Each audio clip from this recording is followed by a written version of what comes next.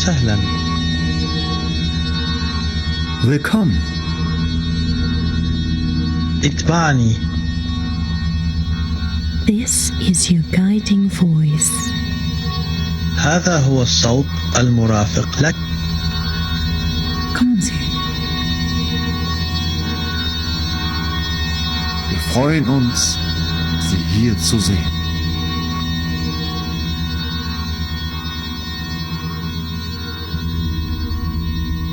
Welcome.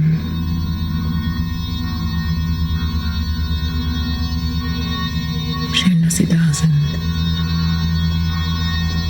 سعداء أنك هنا معنا. It's our big event. Schön, dass Sie da sind. Welcome. أهلا وسهلا. It's our biggest sales event. Willkommen. You deserve credit. من الرائع أنك هنا معنا. Willkommen. Glad to have you on board. Welcome aboard.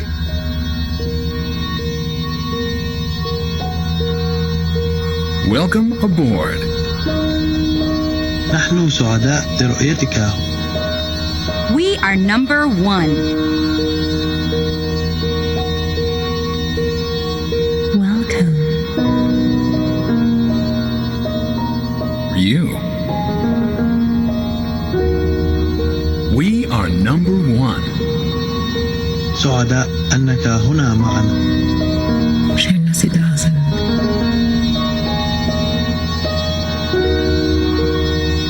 Willkommen.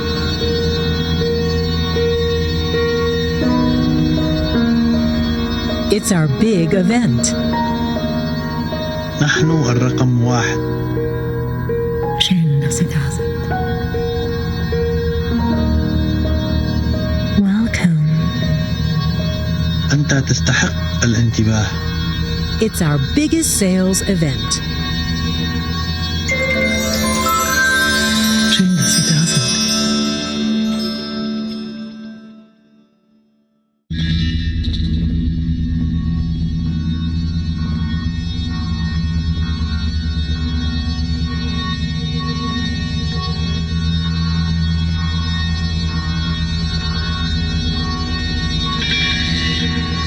Welcome. أهلا وسهلا. Willkommen. اتبعني. This is your guiding voice. هذا هو الصوت المرافق لك. Kommen Sie. Wir freuen uns,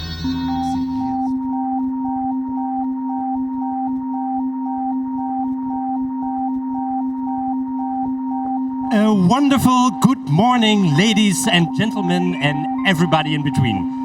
Today, you will have the exclusive opportunity to meet our Techno Limits Enhanced Humanity products. We do it for you.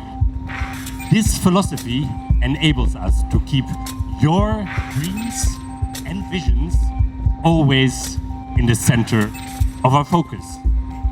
Let us begin with our model 4.11, Feline. The main focus of Feline's software is on balancing your emotional and psychological hygiene. Our Techno Limits Skin Notion technology is as an optional add-on available. Our model 4.12, Shiuri.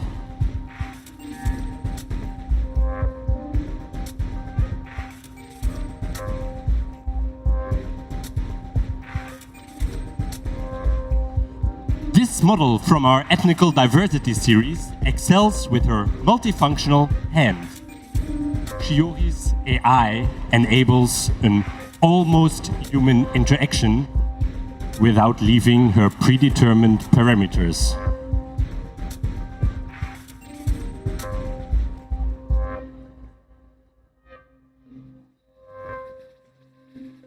Our model 4.13, beauty and agility combined.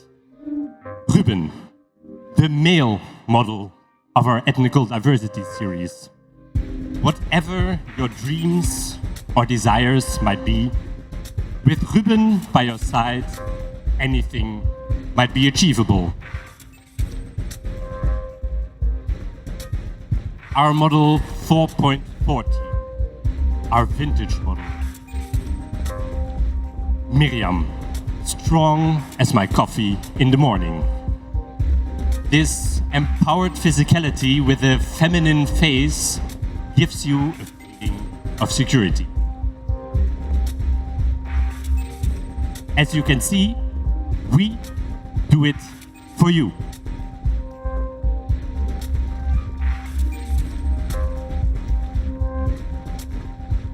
As an optional add-on to our Techno Limits Enhanced Humanity products, we developed the Techno Limits Wellness Touch app. To introduce this app, please welcome our lovely assistant, Rebecca.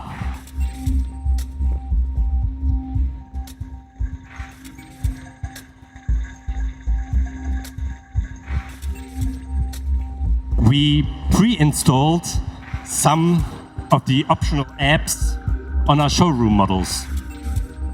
Fiberglass interfaces enable their usage. Rebecca will demonstrate it on Feline.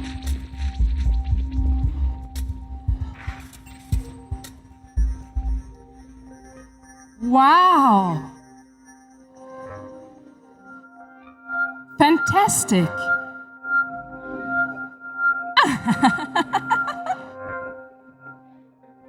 Touch has never been this communicative. Please, try it for yourself.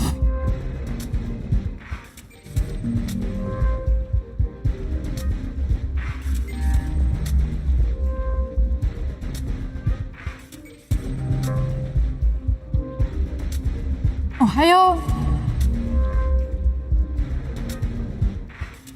Genki? Ça va? Please, try it for yourself.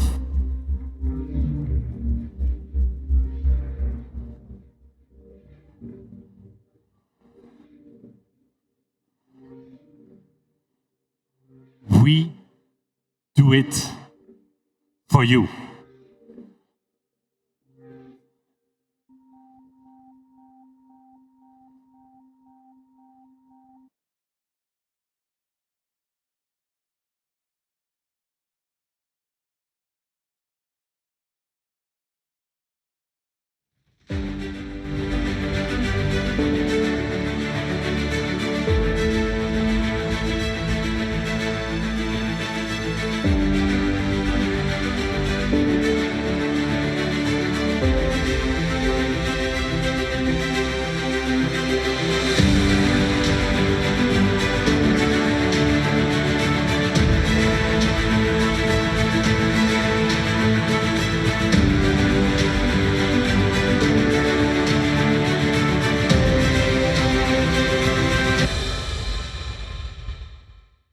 We're supposed to be playing.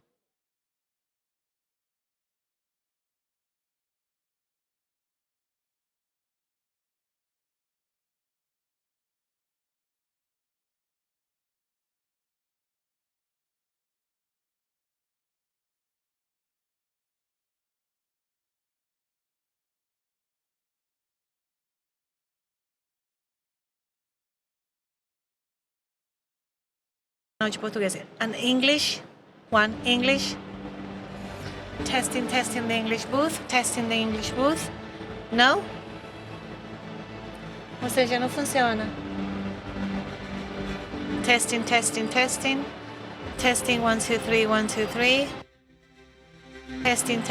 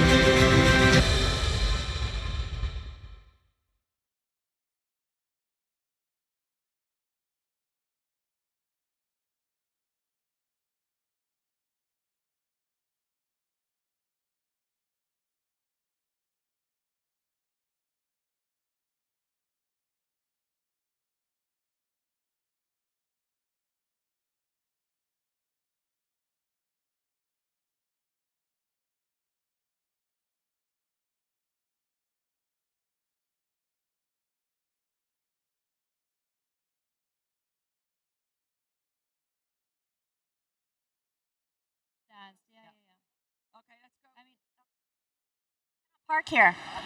Whoa. Ladies and gentlemen. There you go. Panelists.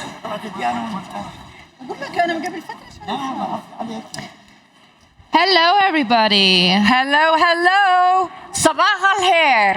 Hola. Bienvenue. Kalimera. Buenos dias. Diegwich. Bonjour. Zhao Shanghao. We are here. Salamno. Woo. And Karibu. We are delighted to begin with you this morning.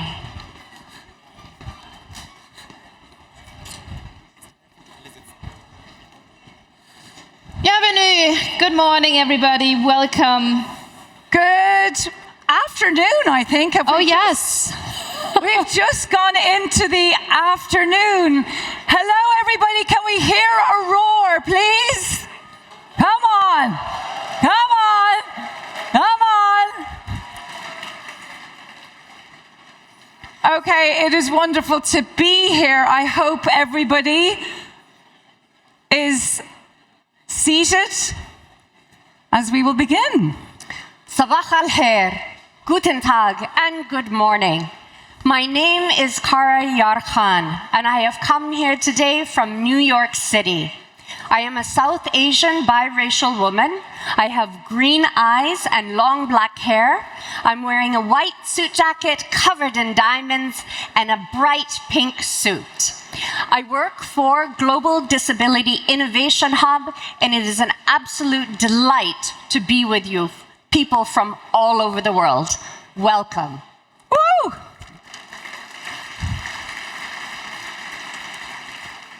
Our Jaja. Our queen. I'm Katie Gallos. Lovely to be with you. I am an international moderator, an author, a TV journalist, a geographer, and a designer for conversations. And I'm so much looking forward to our conversations today. I am based in Berlin, and I'm a German white woman with brown curly hair, olive skin, and brown eyes. And today I'm wearing, well, I would say, a royal blue power suit. Exactly, a warm blue parasuit. Actually, everybody, before we begin, can we just take a moment to settle? Can we just bring some quiet to the room? Because it's really important as we begin this summit. Thank you. Well, Kate Míle Fáilte, that's to the Irish out there, and that's saying 100,000 welcomes to everybody. Also, guten Tag, and here I'm going to try Ahlan wa Sal Ahlan. Did I do that right? Very good. My name is Caroline Casey. I'm from Ireland. And I am wearing an electric orange suit. Yes, an electric orange suit, which makes me look like a troublemaker that I am. I'm wearing sparkly blue boots, a very bright blue top. I have ocular albinism, and I am registered legally blind, hence my very bad or good fashion. I am a troublemaker. I have been a disability activist and inclusion innovator for 25 years. That's why I have lines on my face. Yeah, we've been doing it a long time. Anyway, I have the great pleasure of serving here with Cara and Katie. I'm the founder of the Valuable 500, which broke the disability silence in business. I am also the International Agency Prevention of Blindness President and a Zero Project Ambassador. Yes, the Zero Project, we all know him.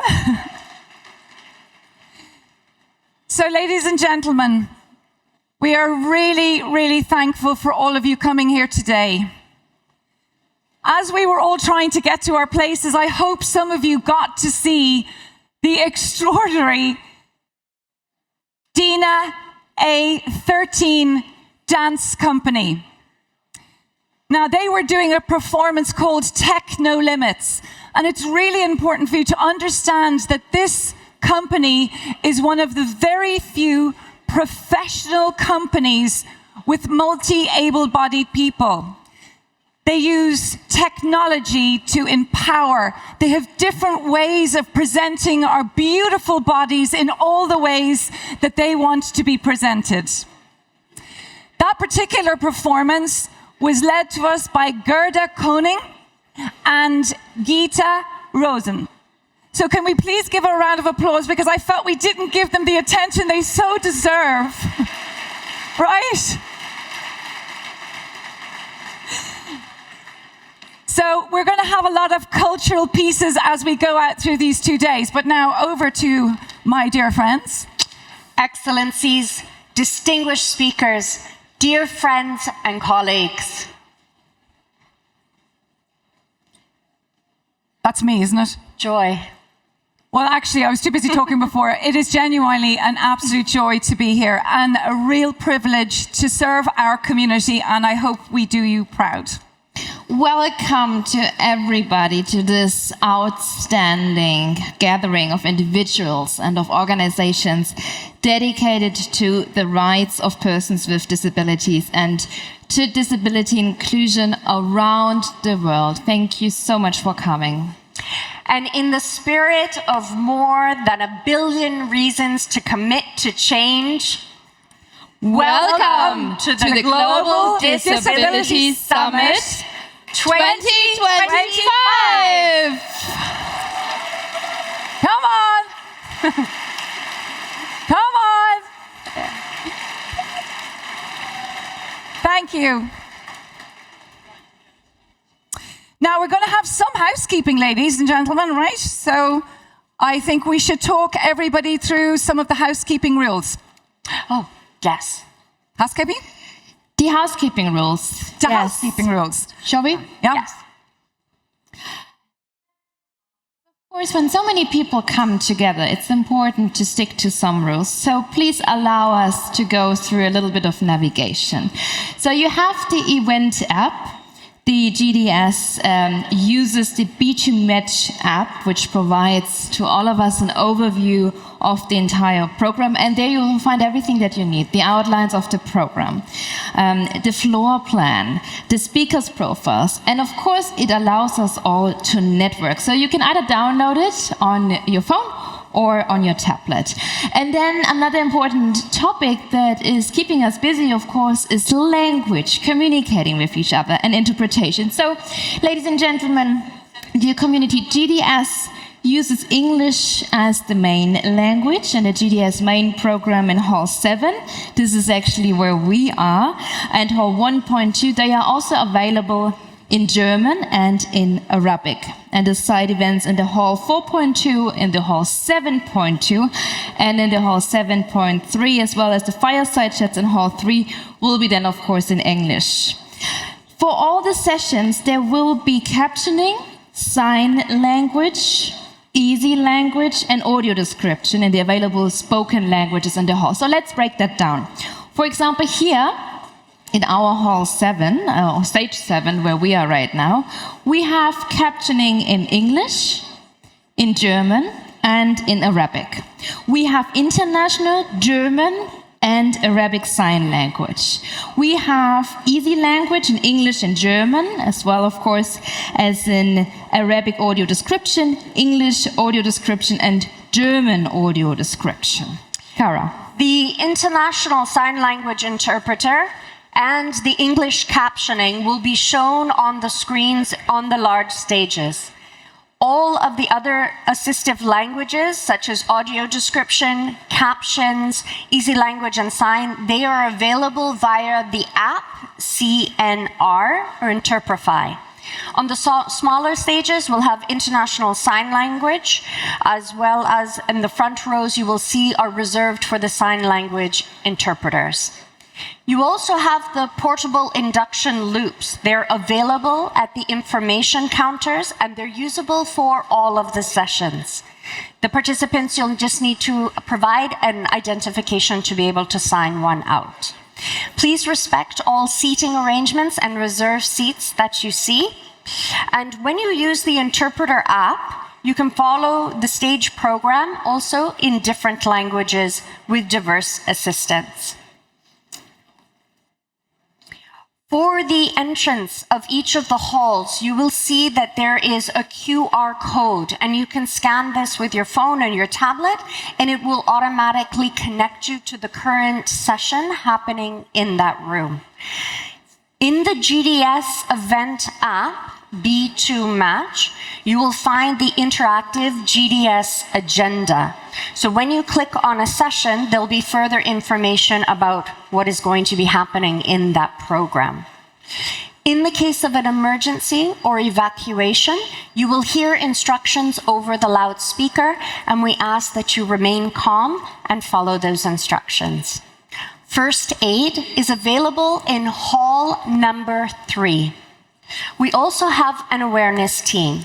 They are wearing violet-colored, purple-colored vests, and they are in the main counter and in room hall 4.1.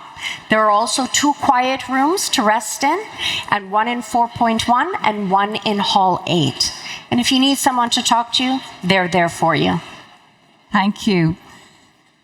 Now, speaking about quiet rooms, it's time for us to settle and to be quiet because we are going to be starting the formal part of our program.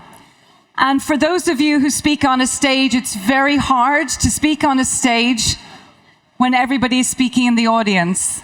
So I just might ask everybody to gently settle. The most important part of what we can offer you in housekeeping is the culture of the Global Disability Summit 2025. You will see that right at the heart of this summit is kindness. Kindness for each other. We have volunteers all around. You will see them in white jackets with hoods.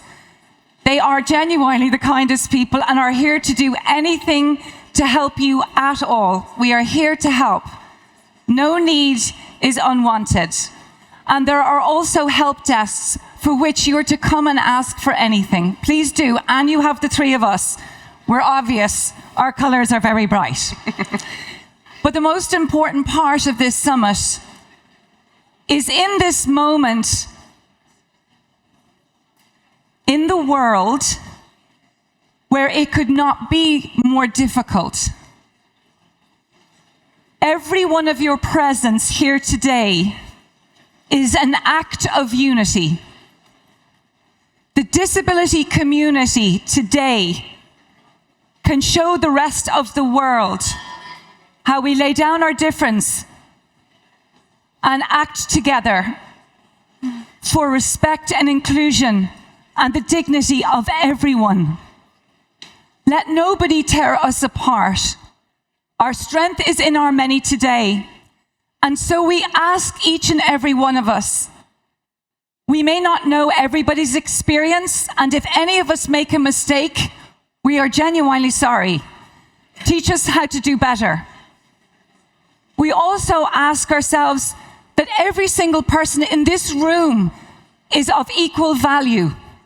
You may hold a different role and you may hold a different position, but every single person who's taken the time to turn up today and to keep that commitment is of equal value. Be kind, be respectful, be radically curious.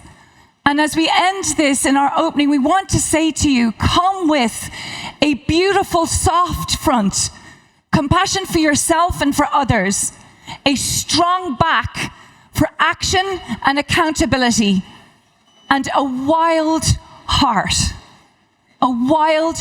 for progress.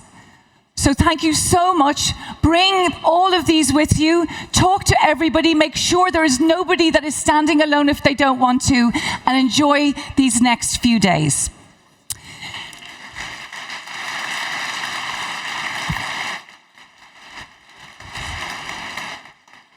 Okay, so this is the part that I'm very nervous about.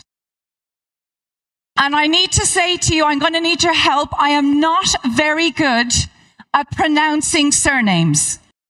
And actually, I'm genuinely terrified. So please, if I make a mistake, it is not out of disrespect. I have really tried. And I'm really nervous of letting you down. But what I do want to do before I invite our first guests on the stage is to give you context of why they're coming on the stage. This Global Disability Summit has been 2 years in the making. People who have given everything. And one of the key reasons that we are here is that there were several pre-summit gatherings. Now, these pre-summit gatherings were essential for the program of work that we're doing here together, for what was to be discussed, for who was to speak. And we know we can't cover it all, but we genuinely tried. So I want you to be thoughtful that those summits are over, but the insights from them, the ideas we got from them, and the collaboration has been the bedrock for the Global Disability Summit. We had several. We had one in Nairobi, one in Fiji, one in Bangkok, Rio de Janeiro, Amman, and Berlin, which I was at. It was much colder than it is today, but we were here in December. So now I really want you to raise the room for the leaders who will talk to us about the summary of those pre-summit summits. So let me invite, please, onto the stage, and here my pronunciation goes, Luisa Manu Ofetoa. I hope I'm doing this right. Luisa, you're very welcome. Is Luisa there? Oh, good. I didn't know that I couldn't see you or not. Okay, after Luisa, we have Fatma Wangari. Please, a big round of applause.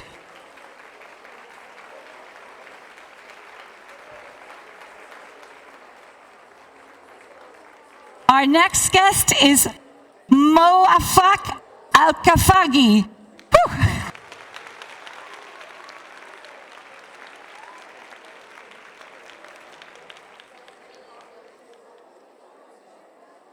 Our next guest is Nadia Haddad. Woo, come on, support please. Yes.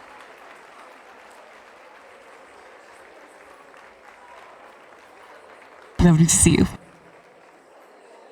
Our next guest is Juan Angel de Gobea. Woo. That's lovely to meet you.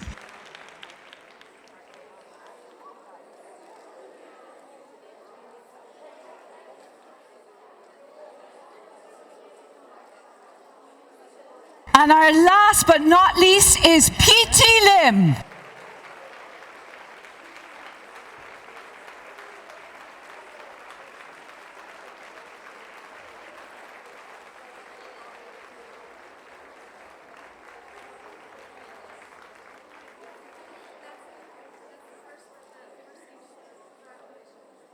Your Dicky Bow. Thank you. Lovely to see you. Okay. Now, a few things have happened. I've lost my translator and I've lost my earpiece. So we're going to be creative. So we're here now to hear a summary of each of our regional summits that had happened. And what I'm asking everybody to do, and I know I'm not your favorite person, but we got to keep them short, right? It's 2.5 minutes. Thank you so much, Katie. No more, because you know what's going to happen. You'll be kicked off, right? So what we're going to do is ask for you to give us 2.5 minutes. And I am going to start with Fatma Wangari to give us the African region's summary. Tell us what was good, bad, and challenging. Excellencies, fellow activists, ladies and gentlemen, good afternoon. Thank you for the opportunity to speak about the Africa's regional pre-summit document. Let me start by affirming the principle and obligation to actively engage persons with disabilities through their representative organizations as enshrined in the Convention on the Rights of Persons with Disabilities. These two remained central to our regional organizing, including the pre-summit. It was not an ordinary convening. It was a process for consultation, a process to listen to the lived experiences of persons with disabilities from the Africa region. And this then defined our regional agenda. So the Nairobi Declaration informed the regional outcome document.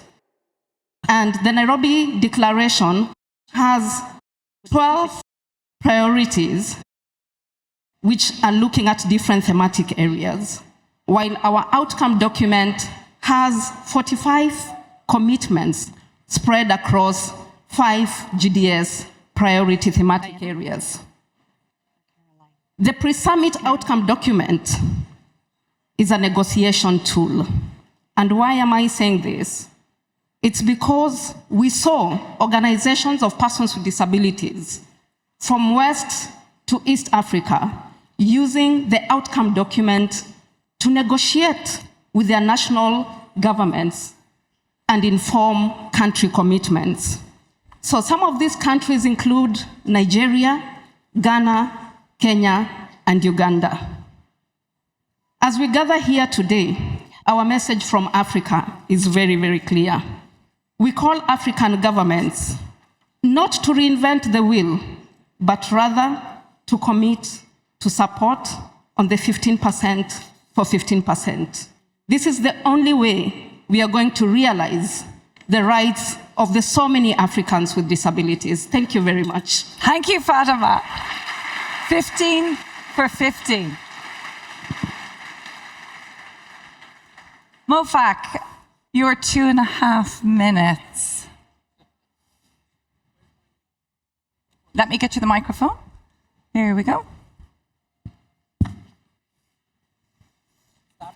Off you go. Thank you. Your Majesties, Excellencies, Highnesses, and distinguished guests, welcome to this major and important global event of the life of more than 1 billion people with disability face the difficulties of disability and look forward to the outcome of this summit. The Amman Conference in November 2024, in partnership with Germany and the International Disability Alliance, more than 500 people attended, representing government, diplomatics, and civil society. The Amman Multi-Regional Conference also included the participation of the African Union, Latin America Federation of Disability, the Arab League states, and the Arab Organization of Persons with Disabilities. The importance of the summit was addressed in order to place disability issues on the agenda of state heads, policymakers, and decision makers around the world. The Amman session then continued to address the following topics: inclusive budget, reviewing the roadmap for independent living, the Arab League initiative for independent living, one of the provision of the second Arab decade for persons with disability, and how to make social protection a commitment, and presenting the dangers, disasters, wars, and what people with disability have been exposed in Gaza and Lebanon and other parts. The outcome of recommendation of Amman multi-regional conference were capacity building and empowerment, the organization of persons with disabilities and stakeholders, and strengthening partnership between government, civil society, and the private sectors, emphasizing educational commitment. I will finish. The importance of economic and social empowerment, commitment related to disaster, crisis, and protection from the effects of climate and war. The importance of awareness, raising the campaigns, promoting the concept of inclusion, commitment of social protection and social security, the importance of health and the establishment of inclusive clinics that included reproductive health.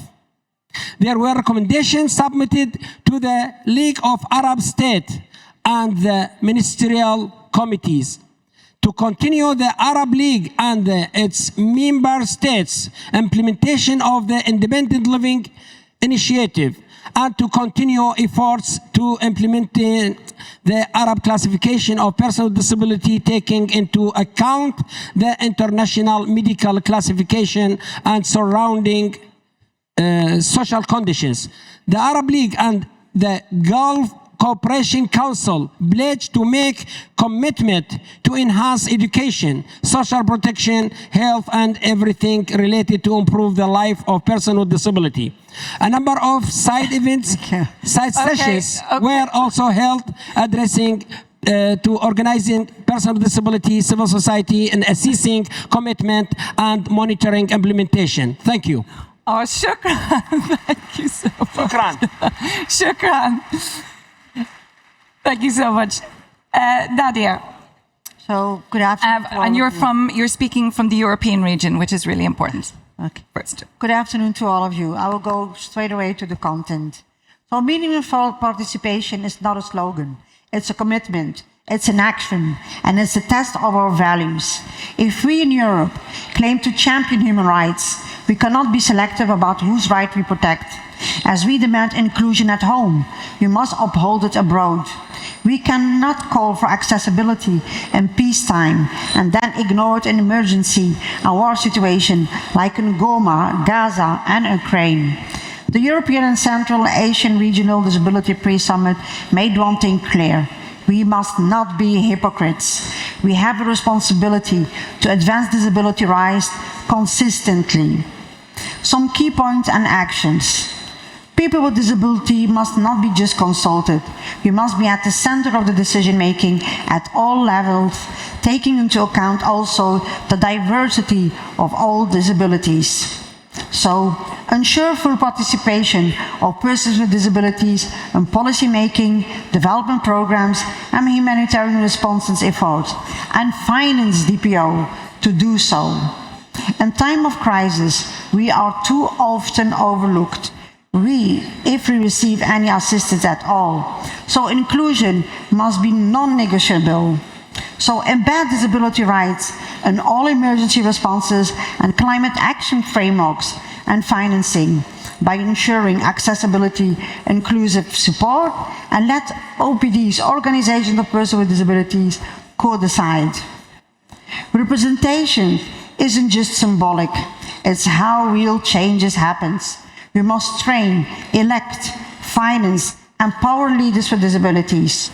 So, we need you to invest in leadership development, supporting disability and user-led organizations, and enforcing inclusive policies at every level of governments and intersectionally. So inclusion doesn't mean investing in special school, daycare centers, small group homes, sheltered workplaces, guardianship systems, or any other segregating setting. All financing should be CRPD compliant and guarantee independent living as a basic human right for all kinds of disabled persons worldwide. So finally, this summit is the moment we move from promises to progress. Because an inclusive world doesn't happen by chance. It happened by rights, choices, engagement, and the right financement. And this should begin right here, right now. Thank you. Thank you, Nadia. Woo!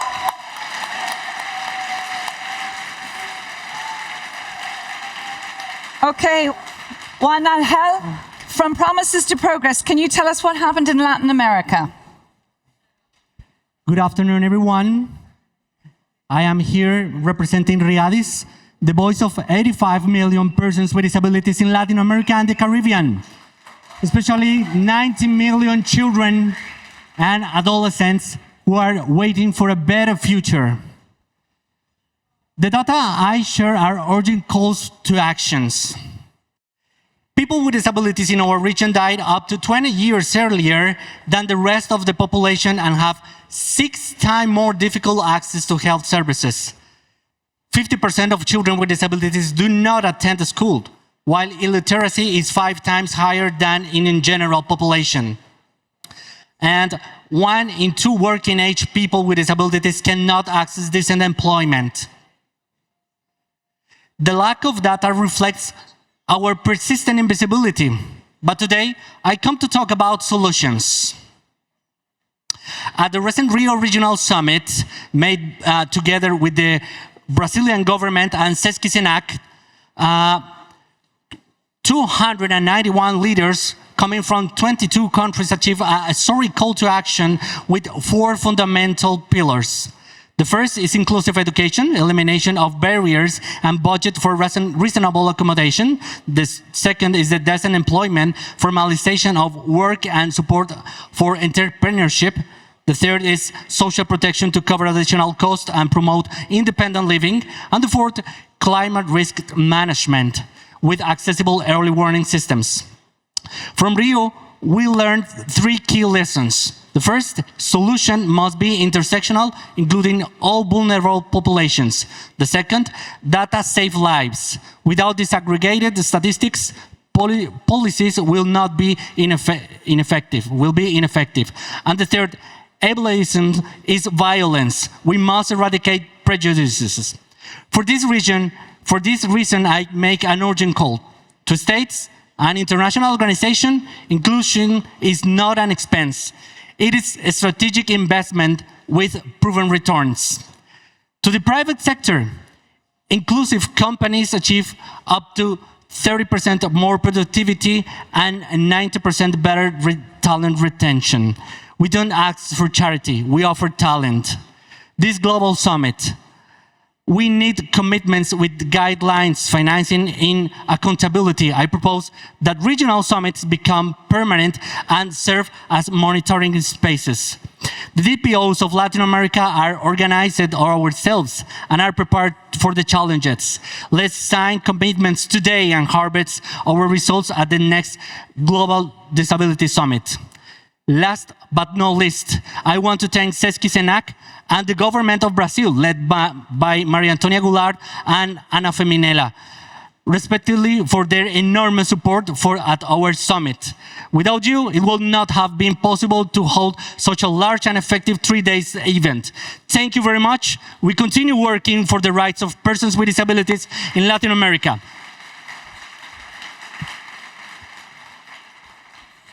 PT Lim, we would love to hear what you came from the Asian region. Yeah, so whoop for Asia, come on.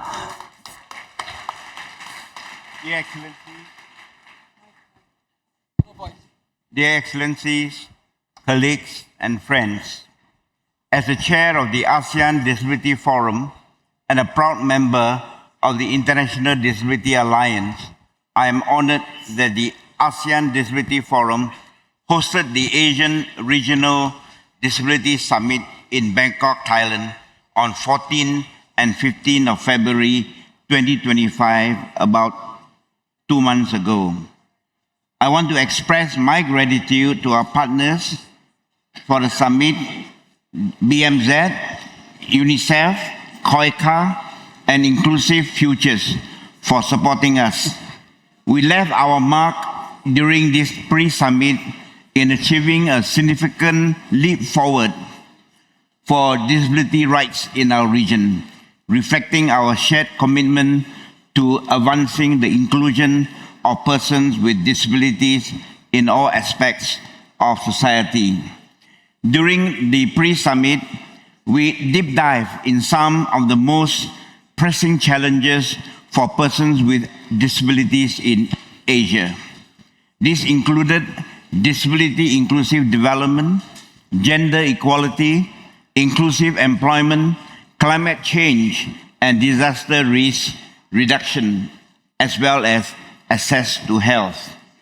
The nearly 40 million persons with disabilities in the 10 ASEAN countries stand ready to collaborate, cooperate, and contribute alongside like-minded partners to mainstream disability rights and build a truly inclusive society for persons with disabilities.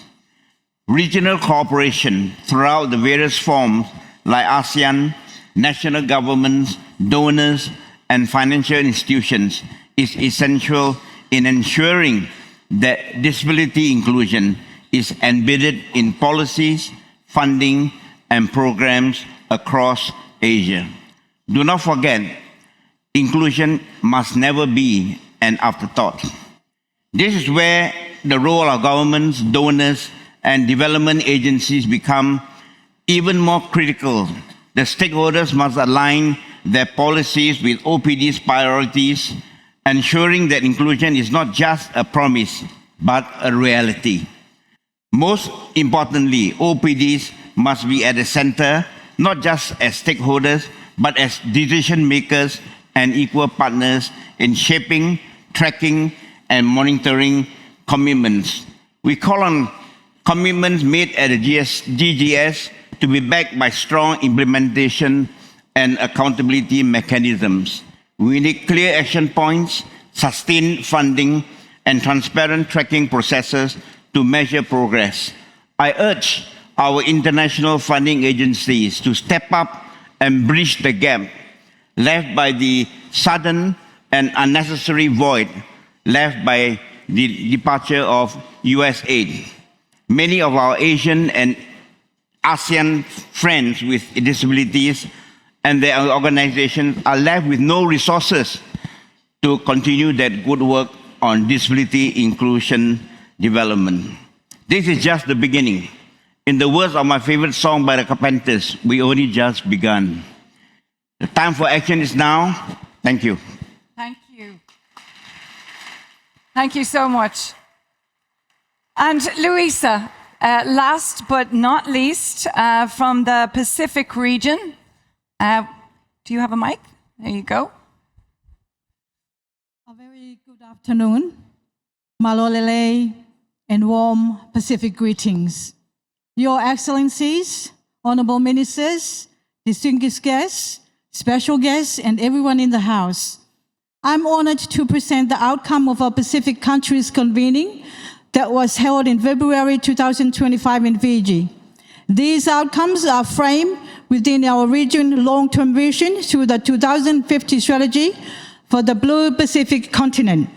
The pre-summit reinforced our unified Pacific voice and reaffirmed 6 core priorities from our region. First priority, progressing the 6 Pacific preconditions to disability inclusion, accessibility, assistive technology, support services, non-discrimination, social protection, and community-based inclusive development. Second priority, data and evidence, strengthening disability disaggregated data collection and analysis to drive inclusive policies, building a strong evidence base for informed decision. Third priority, climate change and disaster risk, embedding disability inclusive strategies in climate policies, infrastructure, projects, and decision-making to support marginalized communities. Fourth priority, mainstreaming disability inclusion, prioritizing equity, inclusion, and rights across all sectors, health, education, and employment through intentional action. Fifth priority, disability movement building, strengthening the leadership, representation, and decision-making for persons with disability with robust investment and adherence to nothing about us without us. And last but not the least, our 6th priority, resource, coordination, and mobilization, We call on the support of global partners to secure resources and expertise for sustained CLPD compliance services and progress. The Pacific region is reviewing the existing Pacific framework for the rights of persons with disability to align with the 2050 strategy, ensuring disability inclusion is embedded in its long-term vision of peace, security, social inclusion, and prosperity, enabling all Pacific people to lead free, healthy, and productive lives. The last, but not the least, my conclusion, we carry with us the vision of inclusive society, united and strengthened by our diversity and equal in opportunity. We are here to inspire, learn, and partner. Together we can build a future where disability inclusion is woven into the very fabric of our collective humanity in the Pacific and across the globe. Malo Pito, thank you. Thank you. Okay. Firstly, I just want to say I broke the rules. We have gone way over, but actually the voices of OPDs and people with disabilities are so important, and that is without us nothing. And because it's so many of you were speaking not in your first language, and I want to acknowledge that as well. So I'm sorry for everybody for the delay, but I please thank all of our wonderful leaders on the stage. Please leave the stage as we go to the next stage, and thank you so much for your leadership and your commitment and for your heart and for your vision. Please, a big round of applause.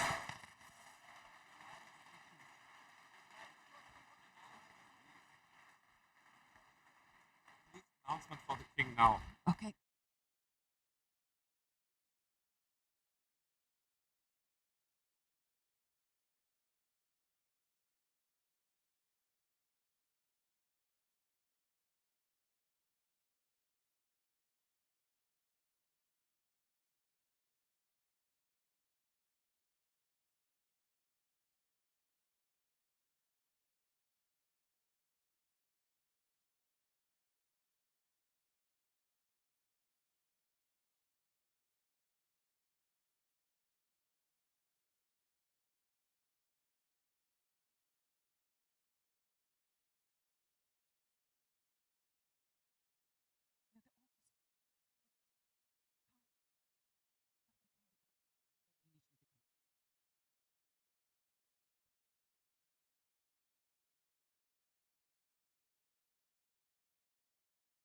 Please welcome His Majesty King Abdullah II of the Hashemite Kingdom of Jordan and Federal Chancellor of the Federal Republic of Germany, His Excellency Olaf Scholz.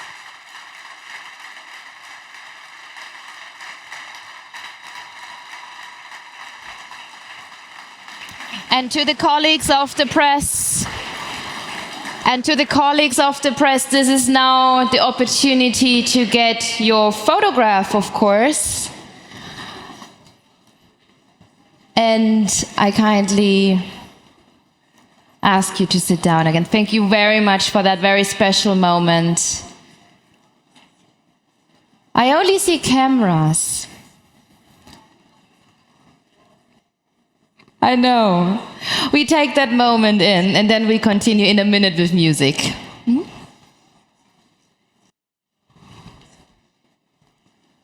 Music?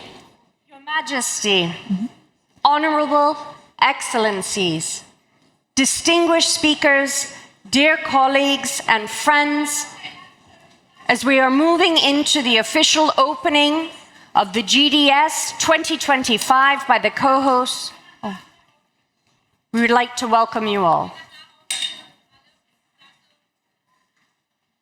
Thank you. Yes, please shower them again with a round of applause. And I think, Caroline, we continue with music, right?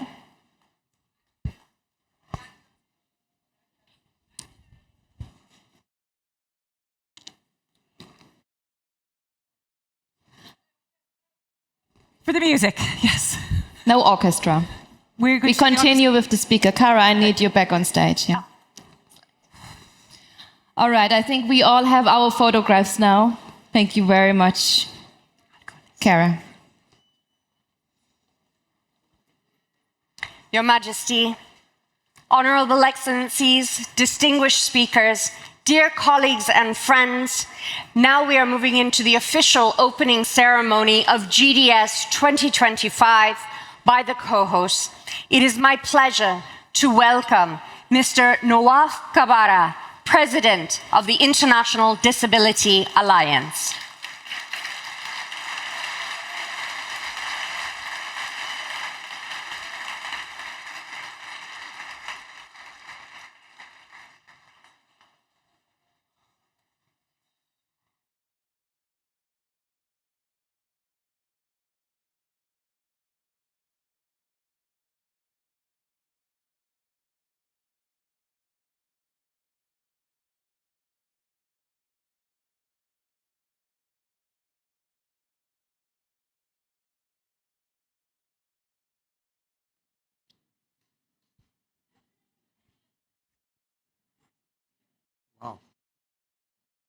Your Excellencies, His Majesty King Abdullah II bin al-Hussein, Federal Chancellor Olaf Scholz, distinguished guests, friends, and colleagues. On behalf of the International Disability Alliance, and in our role as permanent co-host of the Global Disability Summit, I am honored to join the government of Germany and Jordan in welcoming you all here today in Berlin. This gathering is not just symbolic. It is a signal to the world that persons with disabilities are not waiting on the sideline of a global progress. We are driving it in partnership with governments and supporters who believe in the potential of power of the disability movement. Back in 2017, the idea of the Global Disability Summit began with a simple conviction that disability inclusive development should not be confined to the margins. It needed to reach the halls of power, to shift mindsets, policies, and resources allocation. Thanks to the United Kingdom, Kenya, Norway, and Ghana, the first two summits brought our issues to the highest level of government, resulting in over 2,400 commitments in 2018 and in 2022. And we've seen real outcomes: more inclusive education system, better access to health care, and new opportunities for employment. In humanitarian settings, too, inclusion is no longer an afterthought, but increasingly understood as a core principle. Now, we are at the third summit, and this is not just a continuation, it is a step change. The summit is about action, it's about accountability, and it's about funding. The most important, funding. Because commitment without investment are just words. And persons with disability deserve more than promises. They deserve results. But let's be honest. We are gathering at a time of profound challenge. Around the world, we are seeing hard-won rights rolled back. Budgets are shrinking. Anti-inclusion rhetoric is growing louder. And once again, the lives of persons with disability are at risk of being deprioritized. Let us be clear. This is not just about participation or visibility. For millions of persons with disability, inclusion is a matter of life and death. When health systems are inaccessible, people die. When early warning systems don't account for disability, people are left behind in disasters. When food, water, and shelter in humanitarian crises are out of reach, our survival itself is on the line. That is the ultimate cost of exclusion, and it is unacceptable. So we must push back and we must push forward.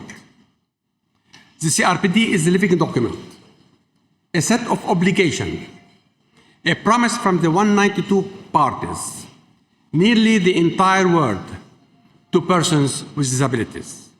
And we must honor that promise by putting persons with disability at the heart of every conversation, every plan, every budget.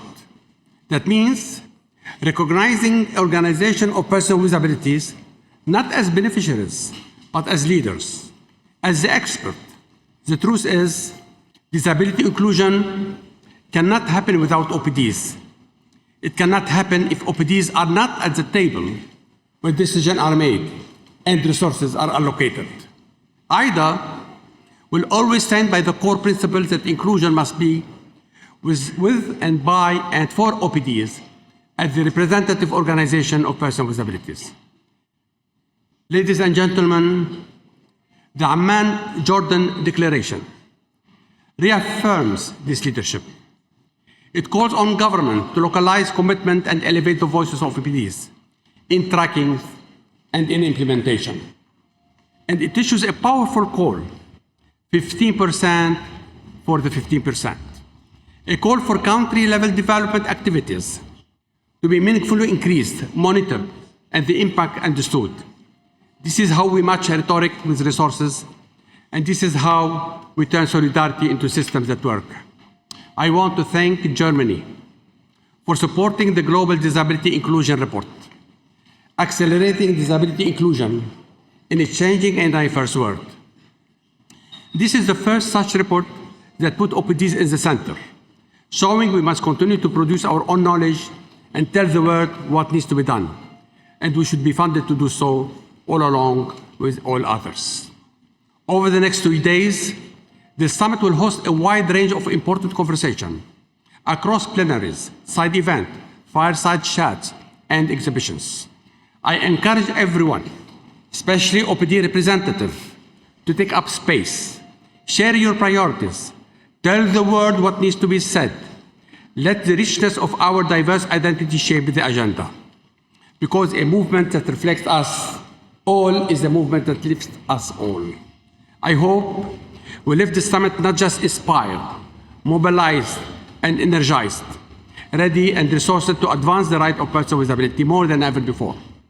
United in our belief that respect for our diversity and rights are not negotiable. That inclusion is not optional. We have high hope and expectation that the Global Disability Summit 2025, not just as an event, but as an ongoing process, will drive forward progress at a vital moment for persons with disability in every corner of the world. I would like, in the end, to rethink Germany, to rethink Jordan for all your effort, for all your investment, for all your partnership to make this global disability a possibility. Thank you very much.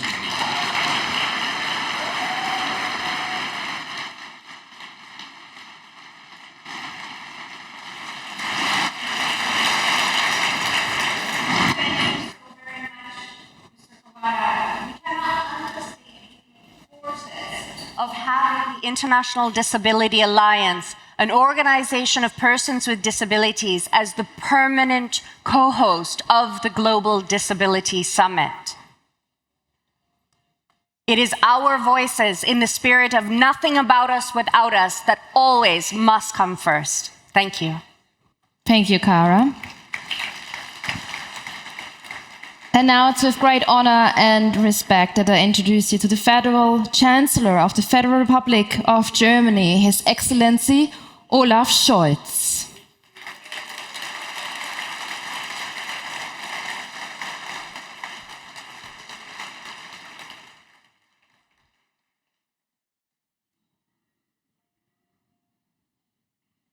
His Excellency.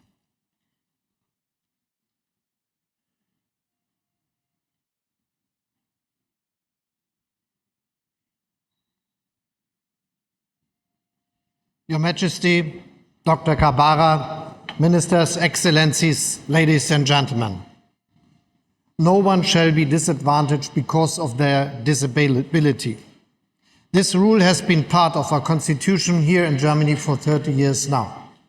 And ever since 2009, when Germany ratified the UN Convention on the Rights of persons with disabilities, we have been working to ensure that also international cooperation includes and is accessible to persons with disabilities. Our Constitution, as well as the UN Convention, reaffirms something that should be obvious to everyone. Inclusion is a fundamental human right. It derives directly from the dignity inherent in every person by virtue of their humanity. Yet, as obvious as this is, achieving equality remains a global challenge. Despite the progress made in recent years, persons with disabilities continue to face systemic barriers. From education to employment, from healthcare to political participation, from access to technology to social inclusion, the challenges are vast and often interconnected. Joint action is as urgent as ever. With this in mind, it is an honor for me to open the third Global Disability Summit here in Berlin today, together with our co-hosts, the Hashemite Kingdom of Jordan and the International Disability Alliance. Your Majesty,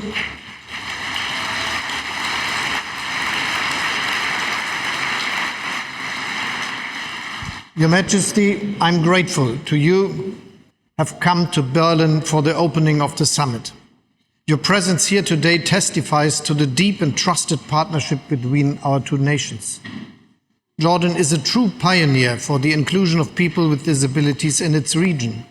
As one aspect of our close partnership, we are working together with Jordan to implement some of the very concrete commitments that we are submitting to the Global Disability Summit 2025.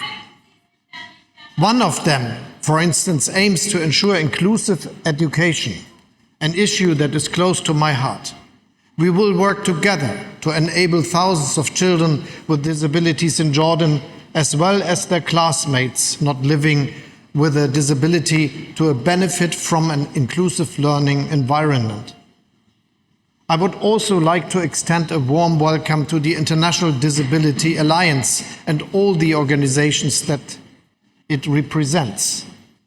Dr. Kabara, thank you for co-hosting this summit and thank you for your outstanding work.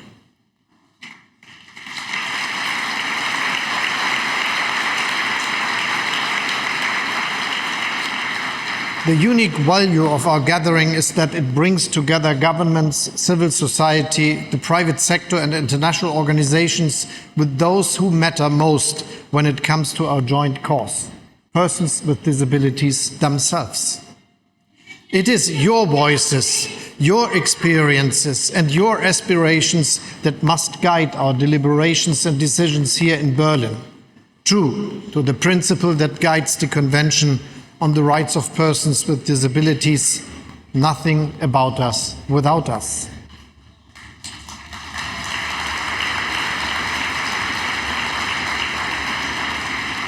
Ladies and gentlemen, over 1 billion people worldwide, more than 15% of the global population, live with some form of disability. Including this large group of people in decision-making, social services, education and labor markets, it's not just an act of humanity. It is in our economic interest. It is our democratic duty. And it is politically expedient. I'm saying this at a time when diversity, participation and inclusion are increasingly being called into question and even attacked in many countries. We are here to state very clearly that we will not let this happen.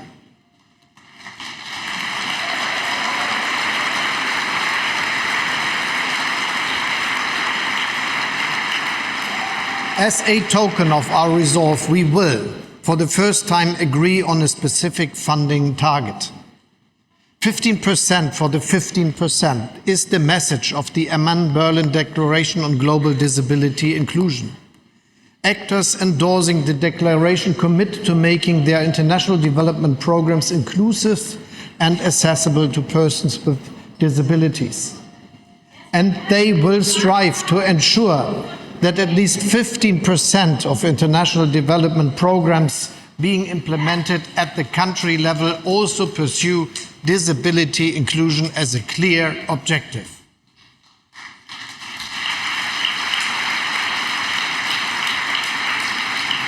I would like to thank all delegations that have already signed up to this declaration, and I encourage everyone else to join us.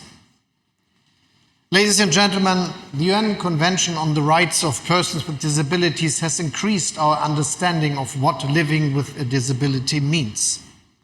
It is not primarily about individual characteristics such as physical impairments. It is about dealing with barriers that exist, whether they be social or physical. In Germany, we recently launched a government initiative to promote accessibility for persons with disabilities in all policy areas. We are working to improve the access of persons with disabilities to our labor market by providing independent advice and wage subsidies. But the advancement of indivisible human rights is always a global task, one that we can only achieve together. That is why we are convening here in Berlin. Let this summit be a platform for dialogue, collaboration, and most importantly, for action. Let us move beyond abstract discussions and focus on what matters most, breaking down the barriers that exist for people with disabilities.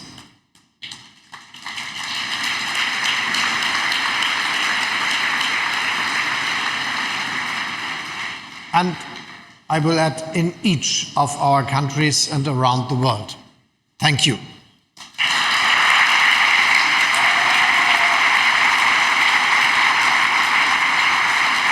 Thank you very much, Your Excellency. Thank you. Thank you very much. Cara, we have, of course, more speakers. Yes. So, We have a very special moment coming. absolutely. Absolutely. Up to you. Thank you. Ladies and gentlemen, it is an absolute distinct honor for me to welcome to the GDS stage His Majesty King Abdullah II of the Hashemite Kingdom of Jordan.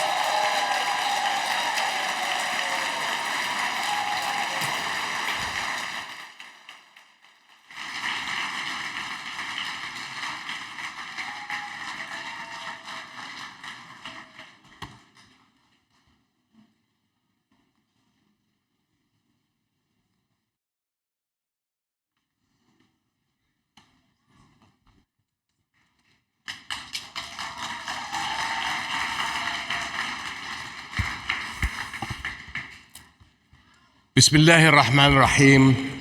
Chancellor Schulz, Your Excellencies, dear friends, I am delighted to join all of you today. And on behalf of Jordan, let me thank all of you for being here, for investing your time and expertise and tangible support in the vital cause of disability rights. And let me also express my deep appreciation to Germany and the International Disability Alliance, Jordan's partners in this third Global Disability Summit. Chancellor, my special thanks to you, the people of Germany, and the government of Germany for being such gracious hosts.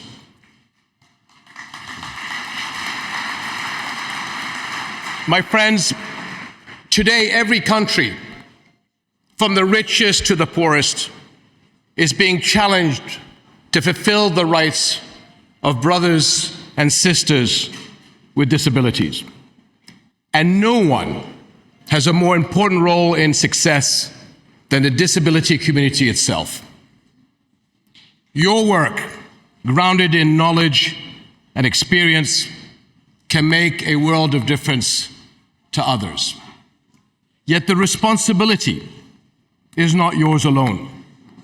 Here at this summit, and in all the days ahead, we must work together. We must commit, and we must act to ensure that everyone can live their lives in dignity, happiness, and hope.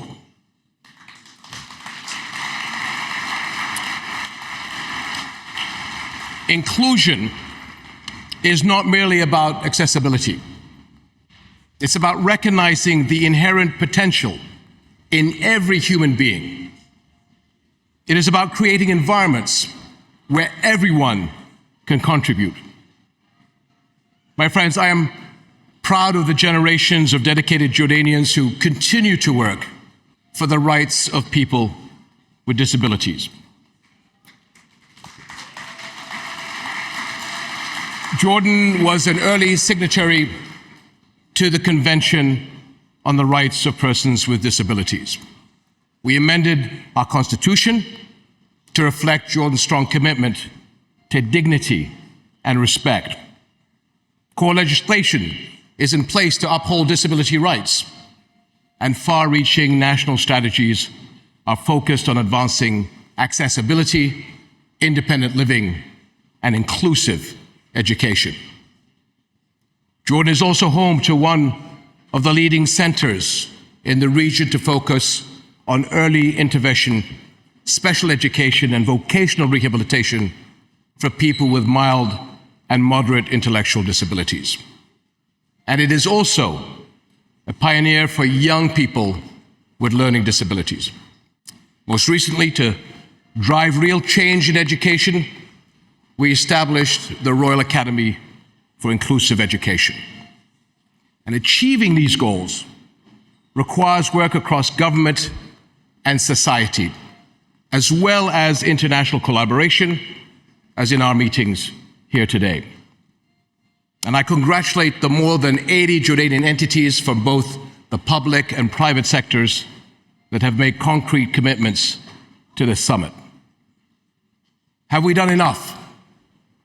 We still have much more work to do to make sure that all Jordanians with disabilities can easily travel to schools and shops and voting centers, to get good jobs, to live independently, to find acceptance, respect, and love.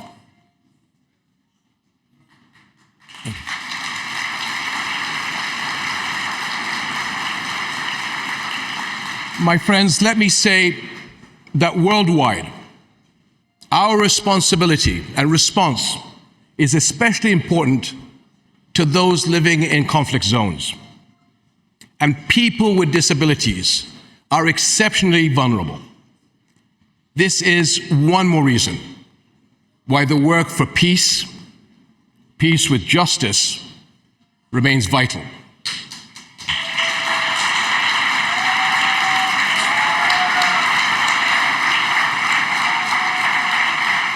And it is also why humanitarian action cannot be delayed. The situation in Gaza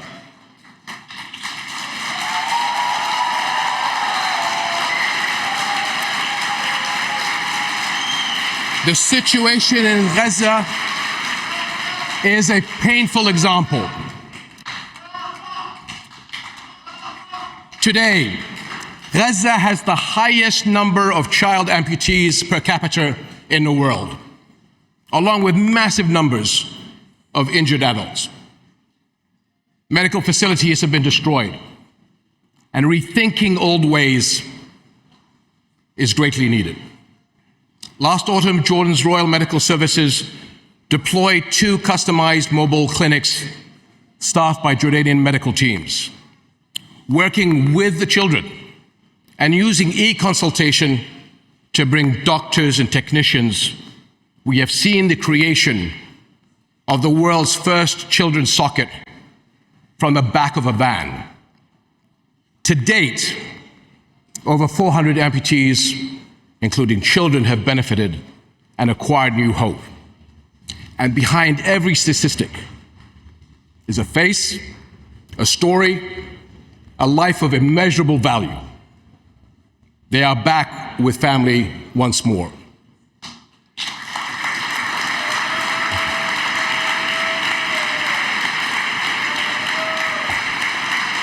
We are immensely proud of the Jordanian doctors and technicians who have responded to the need.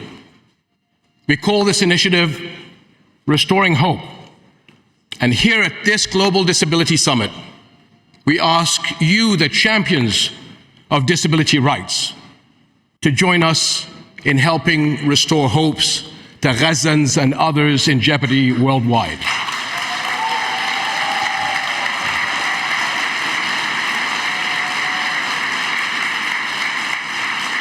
Through restoring hope, we demonstrated that leadership, compassion, and innovation flourish in the darkest and most difficult of places. My friends, where one challenge holds us back, other strengths and abilities can become our gateway forward. That's something that people with disabilities have proven to the world again and again. This is our challenge at this summit, to look beyond what is, to envision what could be, and to summon the courage to bridge that gap, to restore hope, not just through words, but through actions. And together, we can open a new gate to the future, a future in which people with disabilities are afforded the rights, encouragement, and respect they are due. Let us honor them by what we achieve.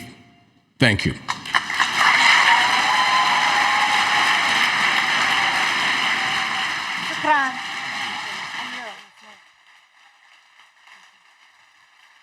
Shukran Jazilan, King Abdullah II of Jordan.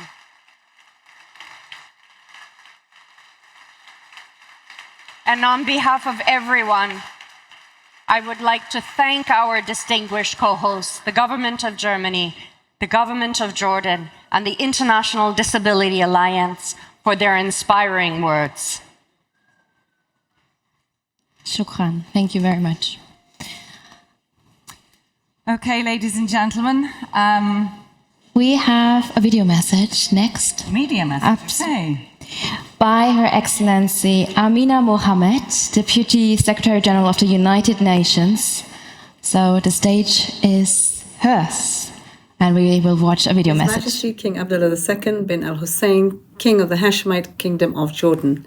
His Excellency Mr. Olaf Scholz, our Federal Chancellor of the Federal Republic of Germany. Mr. Nawaf Kabara, the Chair and President of the International Disability Alliance. Excellencies, dear friends, I am truly sorry that I could not join you in person today, but it is a true honor to open this third Global Disability Summit. More than that, I want to thank you for your leadership and commitment to shape a more just world. Expanding hope and opportunities for people with disabilities is close to my heart and that of the Secretary General.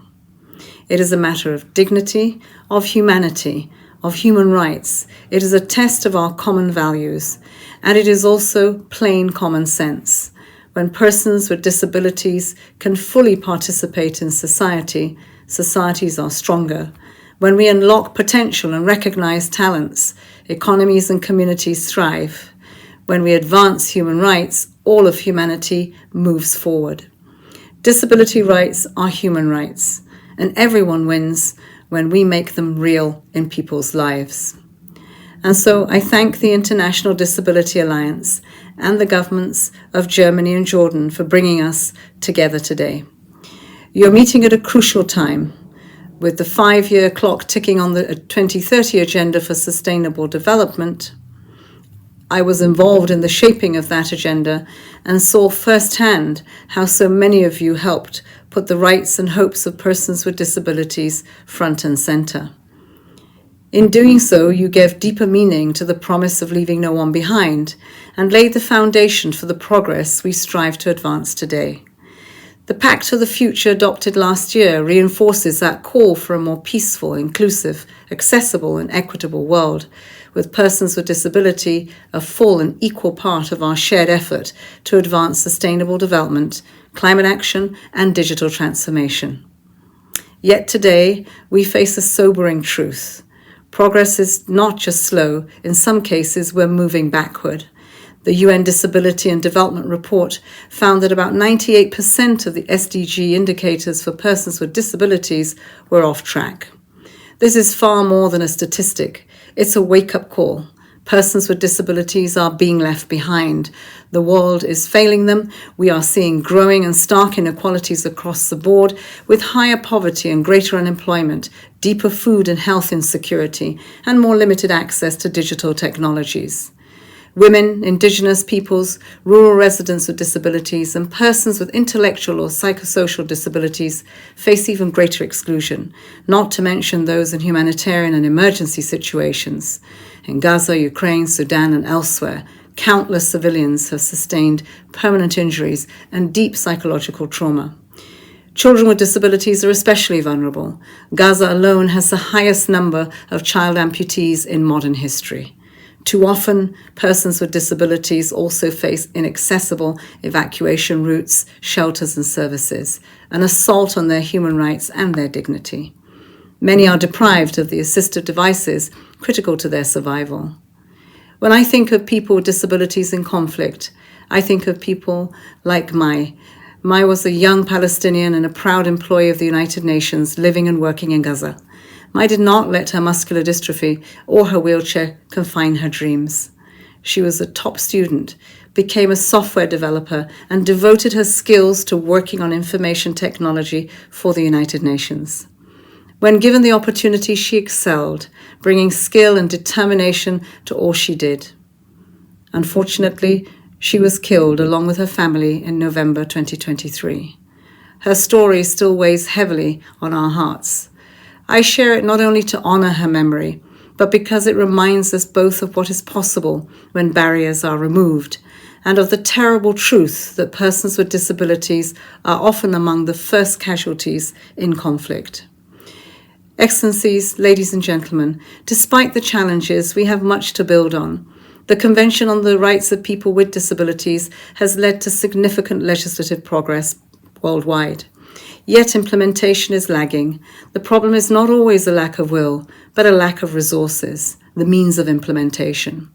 Nearly 90% of developing countries have laws or policies protecting education for persons with disabilities, yet only about 1/3 of those countries have accessible schools. Meanwhile, almost half of all persons with disabilities in these countries face inaccessible transportation. Behind these figures are people.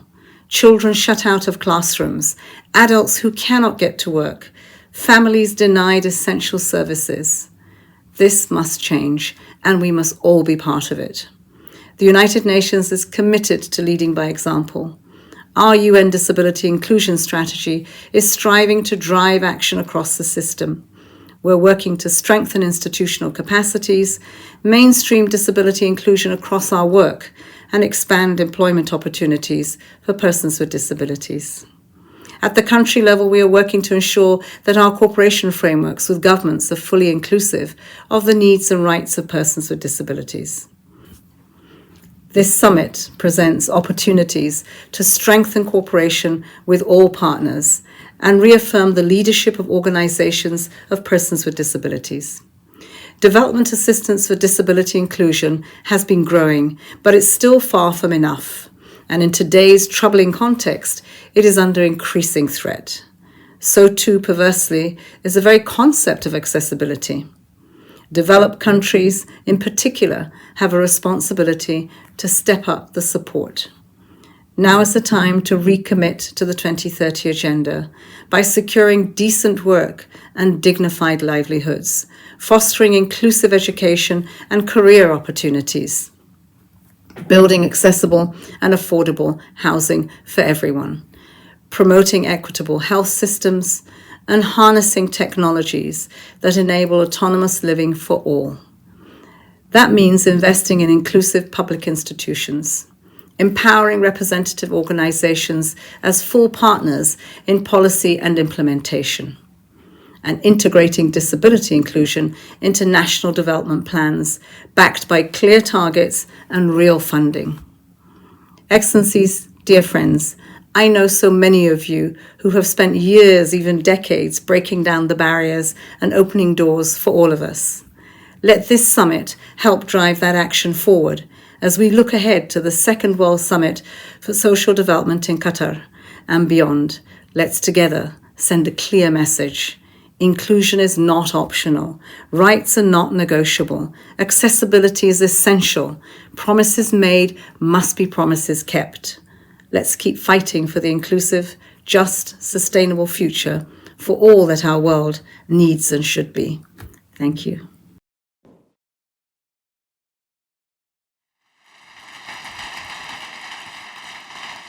Thank you, Her Excellency Amina Mohammed. And before we conclude the official opening, I think it's time for some music. Right, Caroline? Yes, finally. Finally, we are absolutely delighted to welcome all the way from Jordan the National Music Conservatory Orchestra, who have been so patient. We want to thank you so much.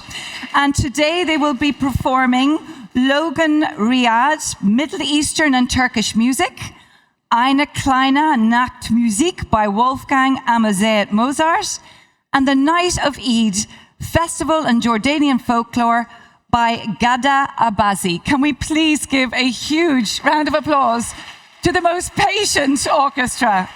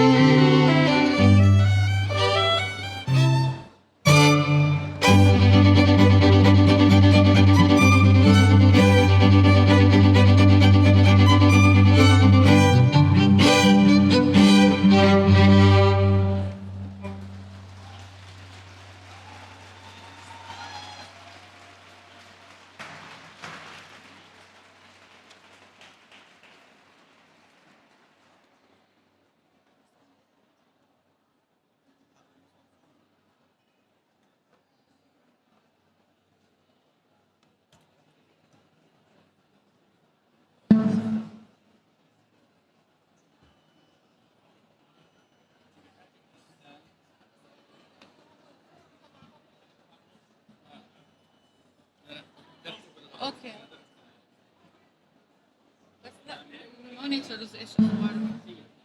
تمام هيك. يلا.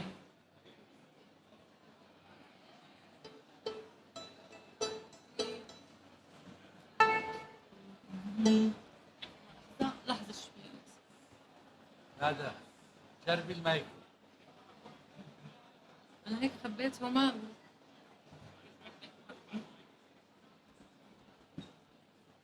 سنهم لا تحركوا من مكان. هلو.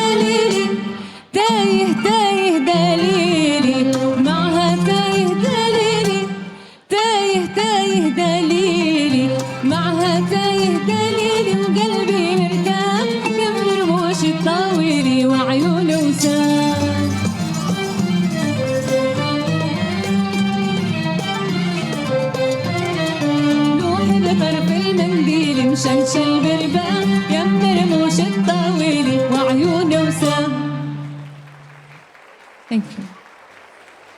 شكرا.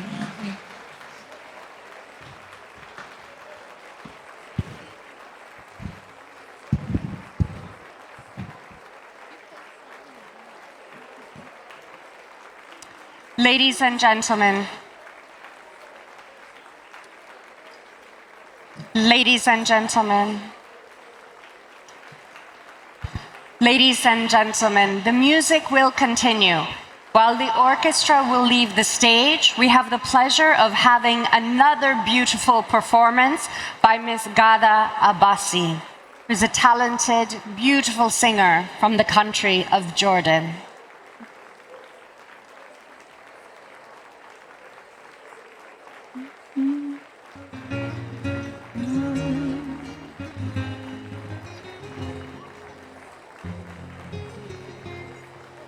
لو فقدنا جزء منا مش معناه النهاية،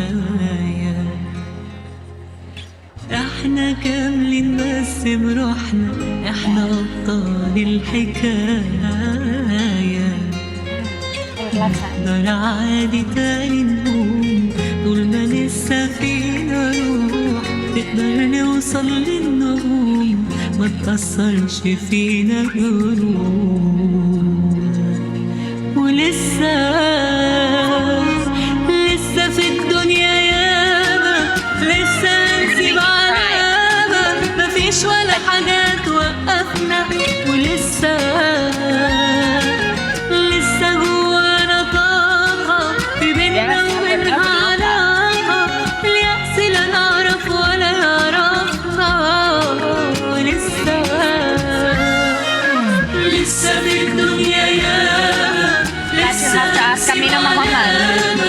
مفيش ولا حاجة لسه جوانا طاقة في بينا وبينها علاقة الياس لا نعرف ولا يعرف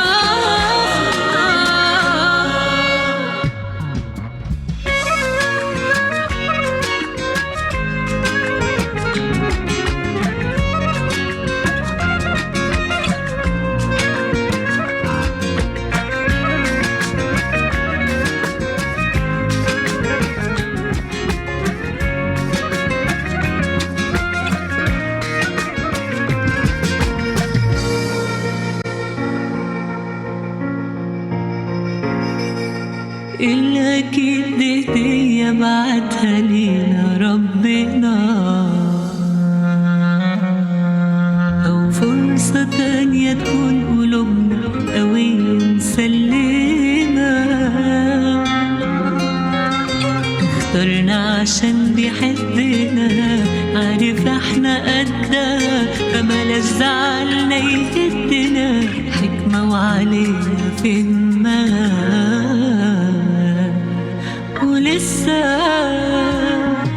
ولسه في الدنيا ياما لسه نسيب علامة مفيش ولا حاجة توقفنا ولسه جوانا طاقة في بينا وبينها علاقة اليأس لا نعرف ولا يعرفنا لسه في الدنيا ياما لسه هنسيب علامة مفيش ولا حاجة هتوقفنا لسه جوانا طاقة في بينا وبينها علاقة اليأس لا نعرف ولا يعرفنا لسه في الدنيا ياما لسه هنسيب علامة مفيش ولا حاجة هتوقفنا لسه جوانا طاقة في بينا وبينها علاقة اليأس لا نعرف ولا يعرفنا لسه في الدنيا ياما لسه هنسيب علامة مفيش ولا حاجة هتوقفنا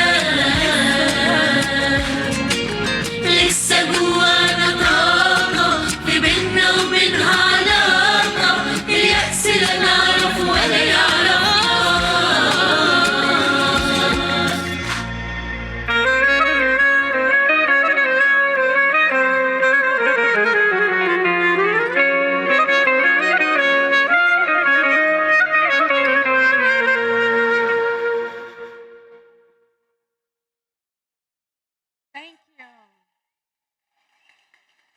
Shukran jazilan. Thank you so much, Miss Abadi. It was beautiful, beautiful singing. Thank you. Thank you. Ladies and gentlemen, please don't go away. Please take your seats.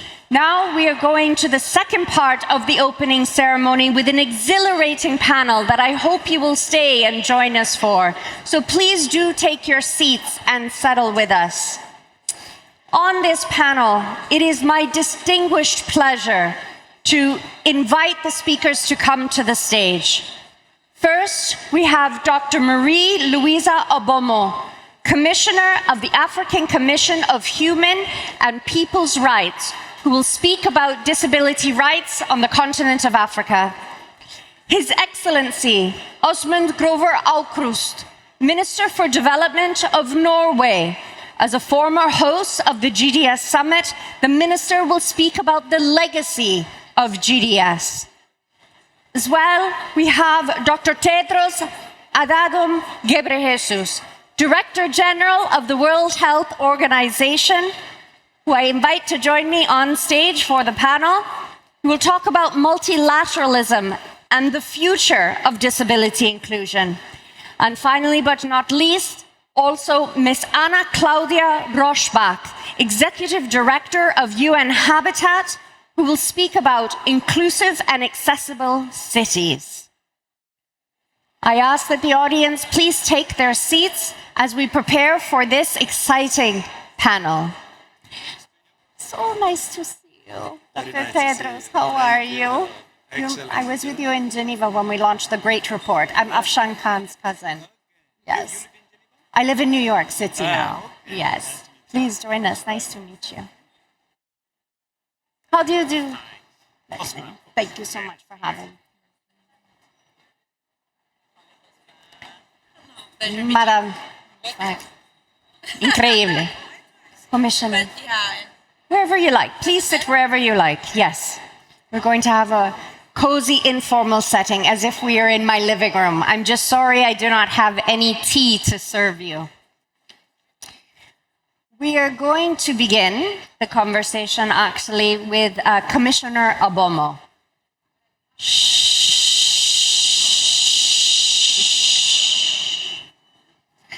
The African Commission on Human and People's Rights has played a critical role in shaping human rights policies across the continent. What progress have you seen in strengthening legal frameworks for disability rights in Africa? We're just having a sound technicality, pardon us. I'll repeat the question. We'll start again. Can you hear me clearly? I'll come closer. Excuse me. Mm-hmm. Yes.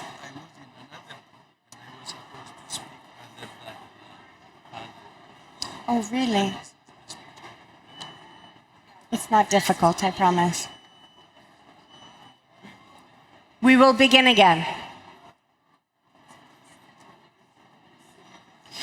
So, Commissioner Abomo. Yes. Sorry. It's okay. Ça va, pas de problème, madame. Thank you for the floor. As you said, I'm the member of the African Commission of Human and Equal Rights in Africa. And it's my pleasure to be here with you. But by the way, I must confess that I have never spoken in English in public. It's the first time for me to do it, so I ask for your indulgence. Coming to the subject, I must say that since we started with the lobbying of the protocol, more than 25 countries have guaranteed the rights of people with disability in their constitutions. And more than 37 countries in Africa have specific law protecting the rights of people with disabilities.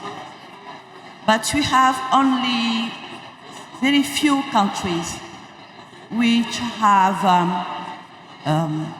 adopted the sign language as an official one. So I think that there is still a lot to do, very lot to do, because we are just at the beginning. We are just at the beginning. The protocol has been, the protocol entered in force in 2024, just last year. We have to fight for the implementation. And I think that the main concern is the issue of accessibility. Accessibility, I mean, firstly, physical accessibility to allow people with disability to attend any venue they want to reach. And secondly, I think about what I call intellectual accessibility, but I'm sure that you have better words to express it. It's to allow people with disability to insert themselves easily and fully in the society and participate in the life of that society in all the fields. So I think that this is why we have to, this is what on which we have to struggle. Thank you. C'est parfait. And thank you so much, Commissioner. When you talk about implementation, it takes our leaders, like the Commissioner, to implement the Convention, to implement the laws. So I thank you. Merci beaucoup for your leadership. Minister Aukrust, reflecting on the achievements and commitments made during the last Global Disability Summit that was hosted by Norway and Ghana in 2022, what vivid memory of yours during your tenure as a GDO's co-host would you like to share with us, and what legacies do you see in GDS here this year? Hello, everyone. It's so great to be here in Berlin at the GDS. As said, 3 years ago, Norway and Ghana was the host. We were in Oslo, but because of the pandemic, the whole meeting was virtual. And I think all of us felt it was a challenging time during the pandemic. But I would say it's even more challenging now, especially on the issue that we are discussing today. We see that there are more humanitarian crises in the world right now than has been ever before. We have seen a dramatic cut in development aid, especially from the US, but also from many European countries. And we see a real backlash when it comes to the issue of diversity, of gender, of human rights, the right to speak whatever you want in democracy. And therefore, I must say, I am so optimistic and full of hope when I'm here, where we are discussing how we can include more people, how we can fight for diversity, and I think there are no better response from the world than we have here at the GDS. What I will say was the main important learning from Oslo 3 years ago is that GDS is not only 2 days of meeting. It's constant work throughout the year. And I would say that the GDS have very many strengths, and I will highlight 3 of them. The first one is GDS as a very important platform, where we are so many people here gathered in the room and in the other rooms here in Berlin, and we are here to meet new and old allies in this very important work. The second strength is the declaration. And as I started to say, we see a real backlash on very many of the issues that we are discussing. So I think it's very important that we have a vocal declaration after this summit. And I think I will give honor to the Berlin Amman Declaration that's now been worked on and that we from the Norwegian side, of course, fully support. The third strength I want to highlight is the commitment that this meeting is making. We saw that after Oslo, how more government and other stakeholders were more committed to do even more after this meeting. So I would say that this meeting will put pressure on us as government, on the UN agencies, on other stakeholders to do even more to include absolutely everyone in our work. Let me just use my final word to say that from the Norwegian side, we do this. We are now looking into all our development aid, or how we can secure that we have access to absolutely everyone, and that inclusion need to be a fundamental part of our humanitarian strategies, especially in this time where more people are living under humanitarian catastrophes. I would also say that we have to, all of us, to take this home, and therefore I'm very glad to say from the Norwegian government that we have very recently decided to propose to the Norwegian Parliament that we will incorporate the CRPD into the Human Rights Act back home in Norway. So with those words, again, I'm very glad to be here and to be here in Berlin and to discuss this very important work with all friends, but especially with new friends from other governments, and most importantly from civil society and for those people that are directly affected, both here in Europe and in the global south. Thank you. Thank you, Minister Aukrust. Hearing about how we take the CRPD and we align it with our national frameworks, this gives us hope, and we're so happy to hear talking about the importance of civil society. Health equity is one of the core topics of this year's GDS 2025. And Dr. Tedros, Given that so many of our healthcare systems remain inaccessible, what concrete actions is WHO taking to support countries in making universal healthcare coverage truly inclusive of persons with disabilities? As you know, 1.3 billion people live with significant disability. And as previous speakers have said, inclusion must be a right, and it's a right. And it should not be negotiable. And WHO's position starts from that. And WHO has been working on disability for many years. But one thing that helped us to be even more organized is the summit in Norway 3 years ago, when the right to health was included in the disability inclusion principles. I think that was an important moment and milestone. Then since then, there are many things that WHO has done. For instance, the World Health Assembly adopted a resolution to guide countries. And last year, we have developed the first guidance on, disability inclusion and on health systems. And many countries are implementing that. Of course, the number of countries is growing from time to time, but as you rightly said, there is still a significant gap. And accelerating all the activities, especially with the implementation of the guidance, is key. But the central is UHC, or universal health coverage, cannot happen without including the 1.3 billion. And all countries have to mainstream the inclusion of health in their policies. So that's what we're pushing for, and we will continue to do our best. That's wonderful. Thank you.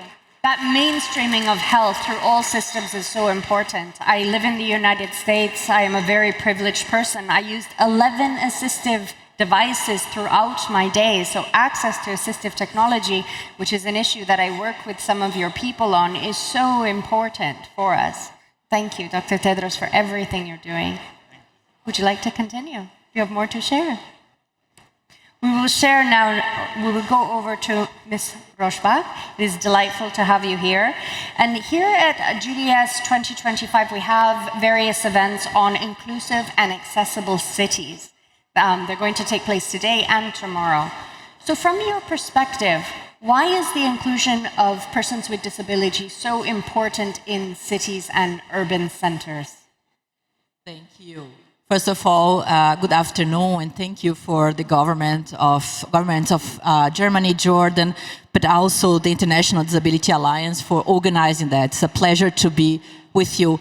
So in response to your question, I believe the first response is right now we have more than half of the population living in cities, right?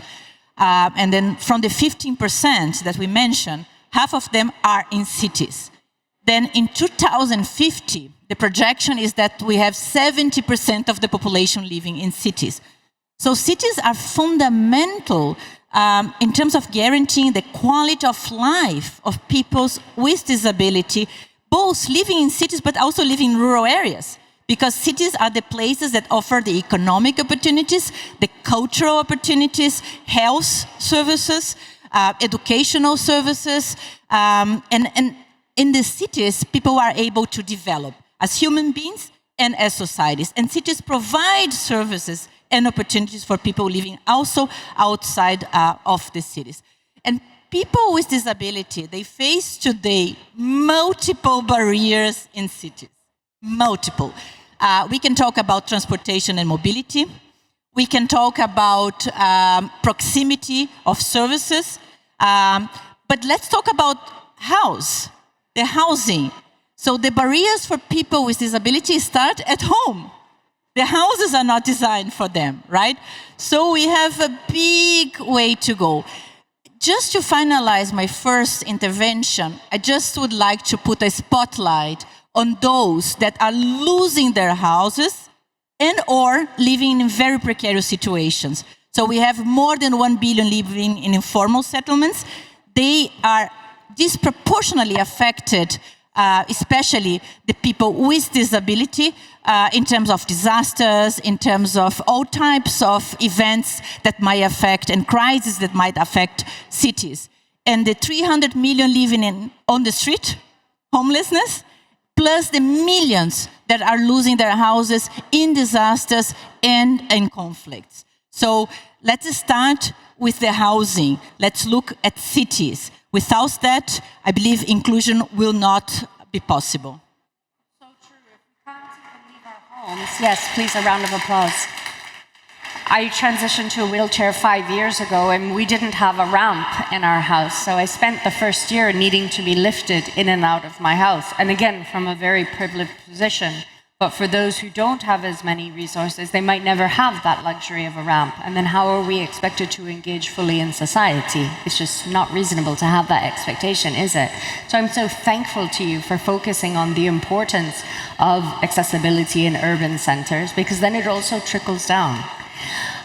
Before we close the session, though, I wanted to just invite anyone to say any final last words of anything they've been inspired by that they might have heard this morning. Is there anything that stayed with you so far in this beautiful opening ceremony? Dr. Tedros. I have something to announce, so that's why. Get ready. An announcement, ladies and gentlemen. To take the floor, because please. So organizations of persons with disabilities have been critical in shaping many of the efforts which I have already indicated earlier. And their needs, preferences, and voices must be heard. And that's why I'm proud to announce that WHO is launching a global initiative to bring organizations working in health and disability together to support WHO's technical work on disability. This initiative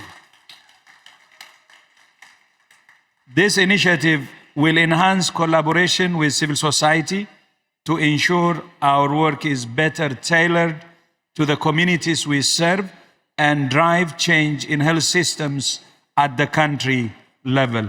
So thank you and look forward to working with you. Thank you.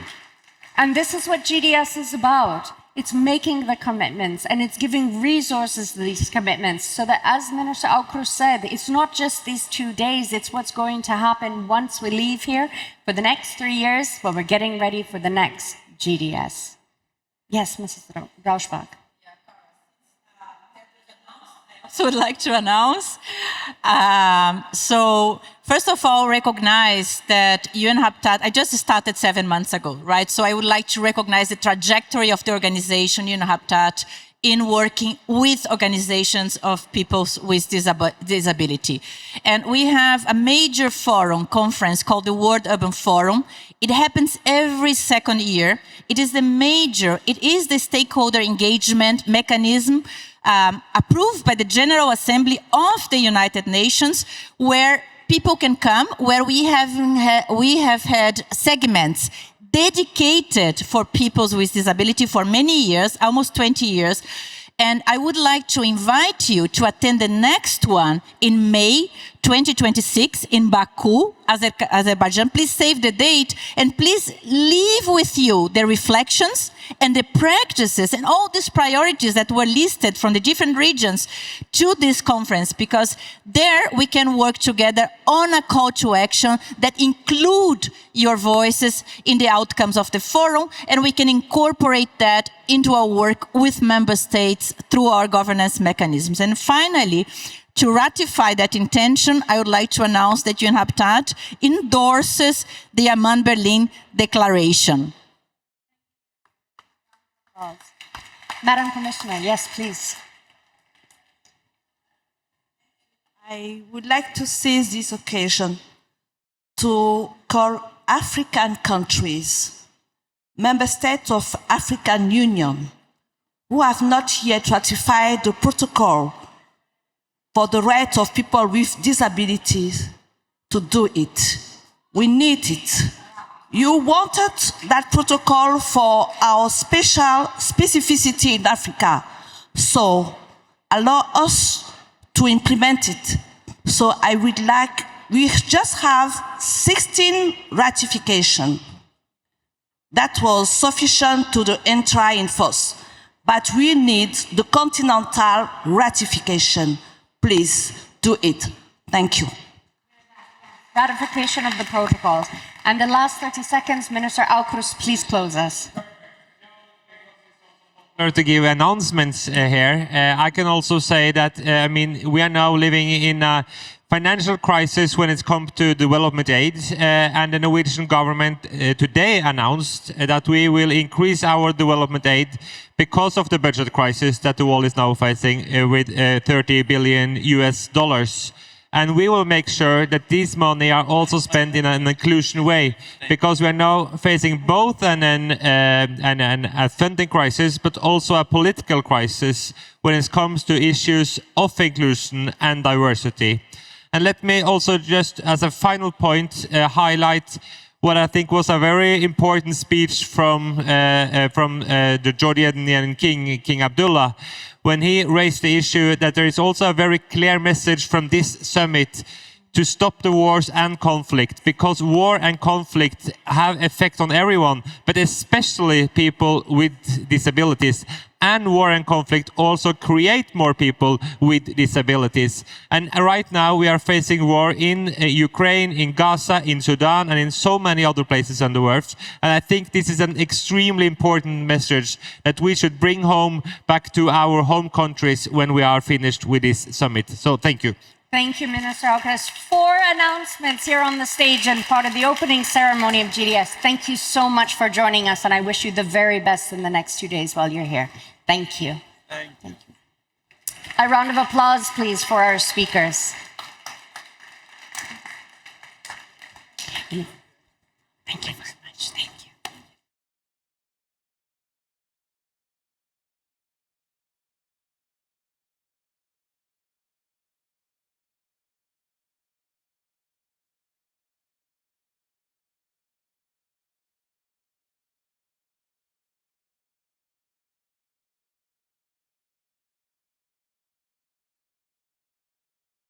Don't leave yet. There's more to come. We couldn't wrap up this opening session of the GDS 2025 without hearing from some of the most important and powerful voices in our community. You joining me? We're going to have a couple more speakers come up on stage. Yes, how many more do you want to have? We've got Charlotte coming on stage. She's not joining us right now. Okay. We're going to talk about civil society.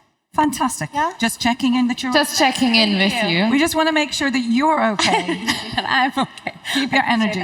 See, we have a lovely sisterhood We here. do have good sisterhood, looking after each other. We are. Yeah. We're taking care of each other. But as mentioned, we couldn't end our opening session without having 2 more powerful voices from some of the most dynamic advocates I've ever met. As many of you know, yesterday, representatives from civil society, and more specifically, organizations of persons with disabilities from all over the world, met here in Station Berlin. And under the guidance of the International Disability Alliance and with the support of the Civil Society Reference Group, in front of hundreds of representatives, people discussed the topics such as inclusive humanitarian action, the rights of women and girls with disabilities, the rights of children with disabilities, as well as budgeting for disability inclusion, which frankly is one of my favorite subjects. The Civil Society Forum consequently adopted their own declaration to be presented to world leaders on the GDS stage. In order to better understand what was discussed and what exactly civil society is demanding, not only from everyone present here, but from all governments and multilateral organizations, the private sector, and other actors, we have Ms. Sanya Tarse, who will be joining us on stage, who is a committee member of the International Disability Alliance and president of the World Federation of the Deafblind, who is going to share highlights. I would like to invite now, please, a warm, warm welcome and round of applause for Ms. Tarse.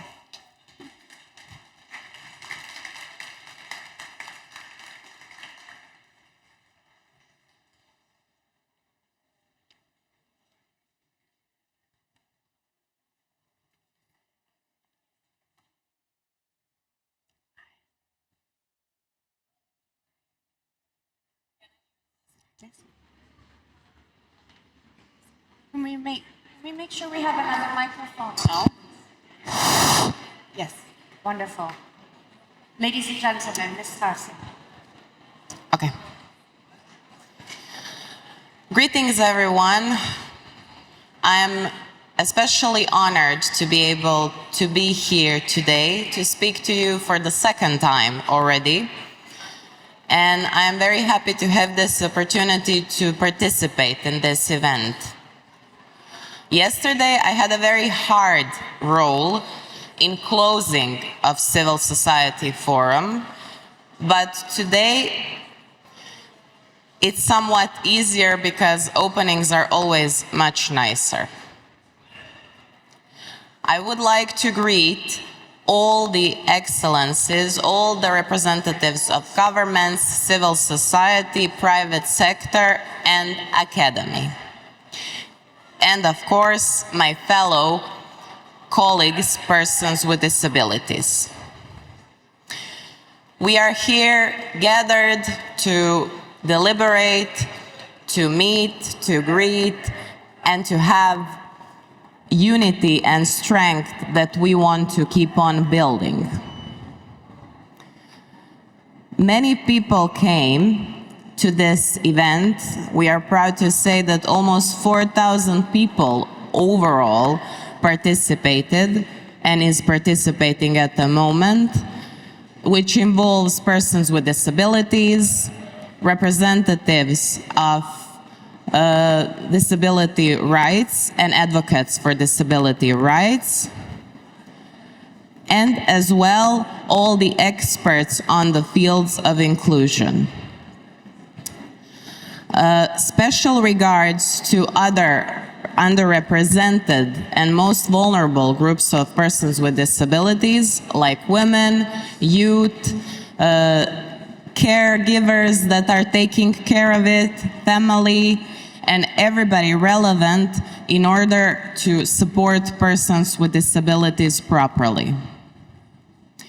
This, in a way, is a global inclusion hub that we have undertaken here and participating in. I am very happy to see how many diverse persons and how big the diversity is present here, because that's our strength and that's something that we need to focus on.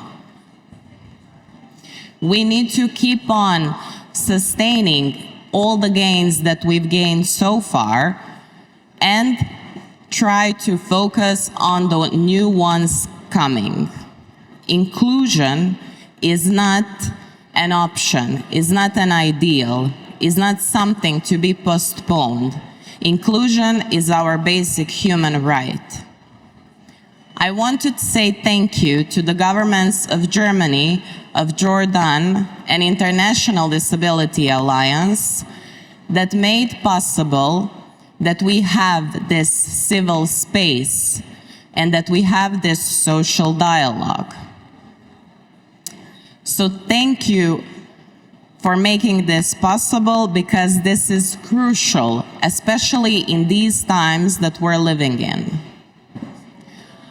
I want to emphasize that yesterday I said and expressed my deep concerns regarding situations that we live in currently. We can see the reduction in funding of inclusion.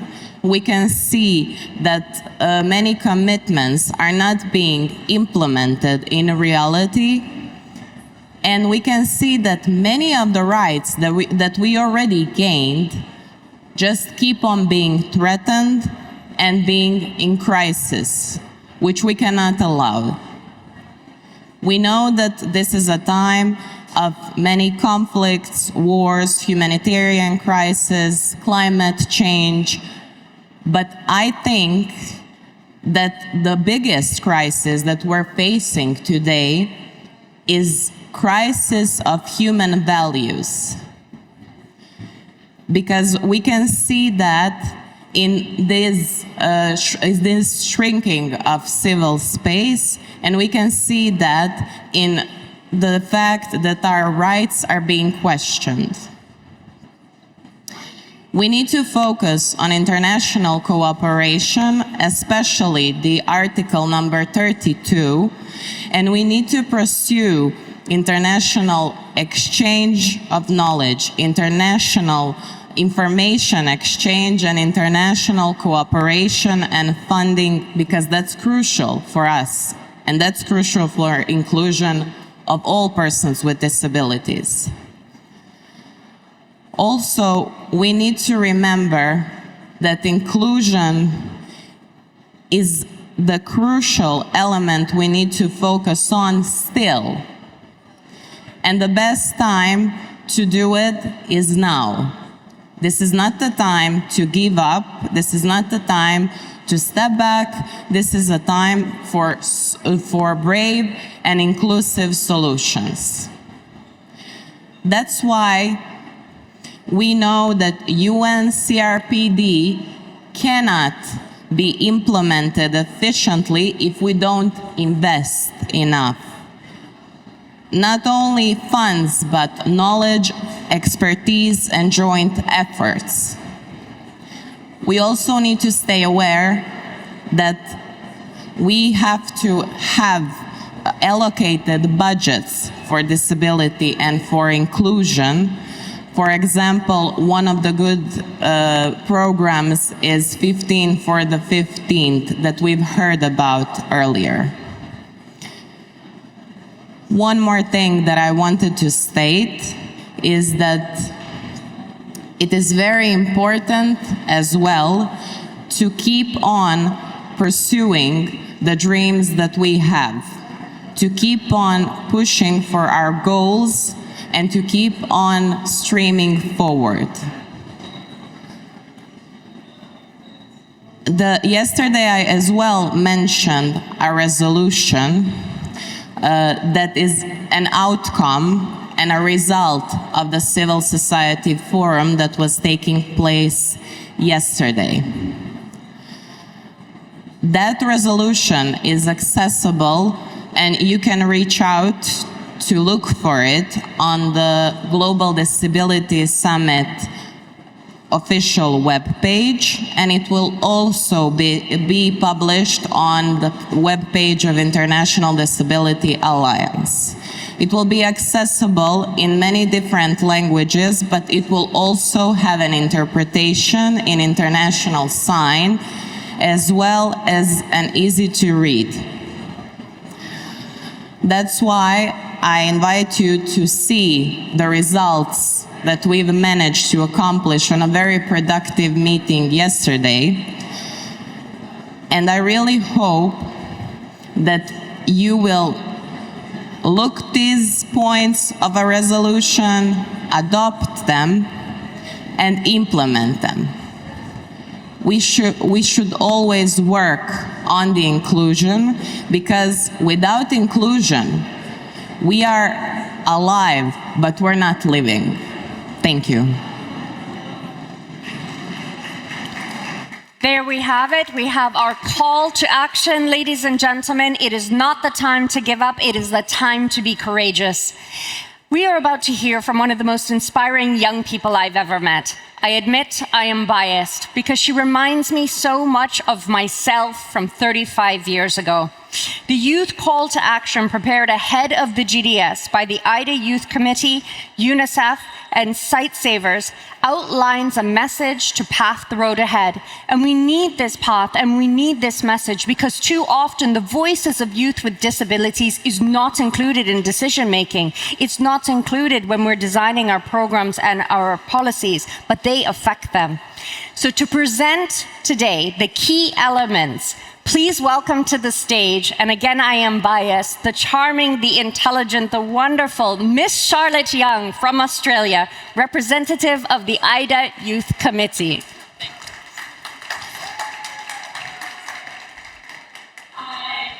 Thank you very much, Cara. Distinguished leaders, esteemed allies, and my fellow changemakers, this call to action will not end in 5 minutes. It is just the beginning. This document is a beating heart of a movement of millions of children and young people with disability around the world.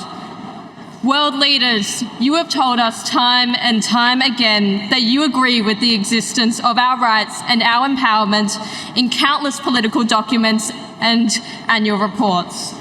The Pact for the Future, the Convention on the Rights of Persons with Disabilities, the 2030 Agenda, the SDGs, just to name a few. Yet words are not enough. Our recent survey spanning over 50 countries revealed that 54% of children and young people with disabilities do not believe their rights are a priority for their government. Over half. Clearly something is missing. Action. World leaders, we cannot sit here today and pretend it is business as usual. It is obvious that the world is changing and we must hold steadfast to the human values we hold dear. We must stand firm against those who prey upon the vulnerable. Shaped by a lifetime of upheaval and unprecedented challenges and inheriting a world fraught with instability, we call for bold and transformative action to confront the intersecting crises that weigh most heavily on young people with disabilities. Young people will no longer accept excuses. For over 50 years, we have been advocating for the same fundamental rights. How many more generations must we wait? How many more lives lost to institutionalization, climate change, and inadequate aid will be enough for you to take action? Are we not the very future on which this movement relies on? Who will you pass the baton to? A thriving, empowered generation, or one left unheard, their voices buried in dusty documents in empty rooms? We are united in our belief that disability inclusion is not a luxury, it is a fundamental human right. And this is why we have drafted the Youth Call to Action. It is a call to governments, to organisations, and to every leader in this room to stand with us. The time for lip service and token gestures is over, and we call on you to take real action in achieving meaningful results. Here are our 10 demands. Firstly, enable full, meaningful, effective participation of all young people with disabilities in decision-making processes. Second, strengthen and enforce disability-inclusive policies and holding government accountable for their promises to us. Third, invest in digital accessibility and accessible technology. Fourth, guarantee inclusive and affordable education for all young persons with disabilities. Fifth, address the barriers to economic empowerment and inclusive employment. We must have access to meaningful work opportunities that value our skills and our abilities. Six, strengthen social protection and support services to ensure no young person is left behind and vulnerable or unsupported. Seventh, address the intersectionality of disability and other identities, recognising that young people with disability face compounded forms of marginalisation every single day. Eighth, ensure accessible, inclusive and affordable healthcare for young persons with disabilities. Ninth, promote accessibility in sports, entertainment, recreation and cultural activities. And 10th, promote disability-inclusive data collection and evidence-based influencing to ensure that policies and practices are grounded in the real needs of young people with disabilities. We are not asking for charity. We are not asking for your pity. We are demanding equality and we are demanding opportunity. We are demanding access because we know that we deserve to live and lead, not just exist. We know that when we are empowered to participate fully, to lead and to thrive, we do not just change our own lives, but make the world more inclusive and innovative for everyone. World leaders, this is not just a document to consider. These actions dictate the life, death, and safety of millions of children and young people today. Those are our friends and our families. My fellow world citizens, we have been through darker times as a movement, times where we've been stuck in institutions with no voice and no autonomy. But today we are empowered by technology, by modern medicine, and so much more. But my friends, we are not out of the woods yet. Young people need you, as individuals and as governments and organisations, to stand with us to protect and empower our future. We, the youth, are ready to lead. We are ready to take our place in the world, to create change and hope together with you, to open the gates to an inclusive future. Thank you. Charlotte, thank you. I'm impressed as always. I have Caroline and Katie here with me. Thank you very much. Future. You make me confident. I love that power dressing suit, definitely. We all wearing Another round beautiful of colours. applause for Charlotte Young from Australia. Thank you. Katie, Caroline, thank you for coming back, joining me here. Should we go into the middle? Yeah, let's go to the Absolutely. middle so After everyone you. can see the bright colors, the energy, the power of suits. Oh, okay. How are we all doing? Fantastic. Fantastic. Now I'm fully awake. I'm ready to go. Ready to go. Absolutely. Okay, first of all, we know that we are running behind, but hey, that's how it goes. And we just want to say thank you to all of you for your patience and your kindness and for listening and hearing and for being here.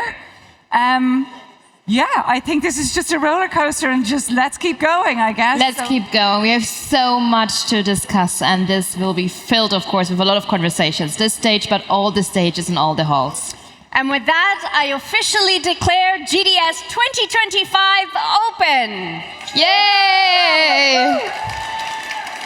Can somebody give us some music to dance? Okay. Let's with that, some have tea. a coffee break. A tea and coffee. And a tea. See you later. Thank you.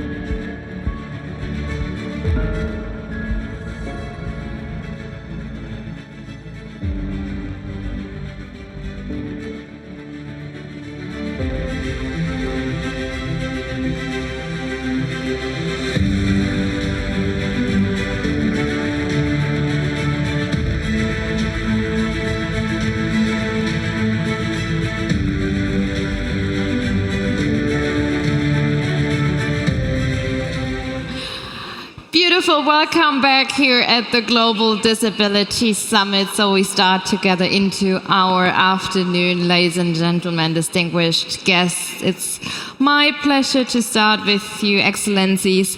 Good afternoon, everyone. It's, as I mentioned, a pleasure to welcome you at this session here at the Global Disability Summit. My name is Katie Gallos, and together with the one and only Caroline Casey, we will be moderating this session when it comes to the topic of inclusive employment and decent work in the context of the implementation of the UN Convention for the Rights of Persons with Disability. And before we begin, I'd like to acknowledge our guests and speakers here first on stage. So, His Excellency Mr. Fatmir Čeka is with us, Minister of Human and Minority Rights of the Government of Montenegro. Lovely to have you. Thank you. We have Parliamentary State Secretary to the Federal Minister for Economic Cooperation and Development, Ms. Bärbel Kofler. We have also the Honorary President of the International Organization of Employees, Mr. Errol Kirisepi. Thank you. And we also have the General Secretary of the International Trade Union Confederation, ITUC, Luc Triangle. Merci et bienvenue. We also have Ms. Celeste Drake. She's the Deputy Director General of the International Labour Organization. What a pleasure to have you. Thank you so much. And we have the Executive Officer of the Kenya Association of the Intellectually Handicapped, Fatma Wangare. Karibu. Sante for being here. And last but not least, Mr. Jake Epele, the CEO of the Albino Foundation Africa in Nigeria. And with that energy, this is the energy that we need, this curiosity when we dive into the conversations. And before I hand over to Caroline for our conversation here on stage, I would now invite the Parliamentary State Secretary to the Federal Minister for Economic Cooperation and Development, Ms. Bärbel Kofler, to share her insights. The stage is yours. Thank you.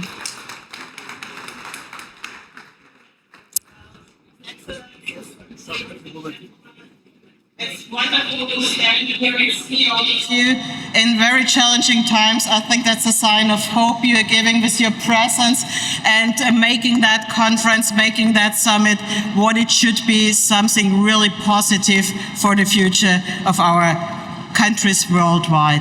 Thank you for being here. Well, as I was pointing out, we are all living in a time of global challenges.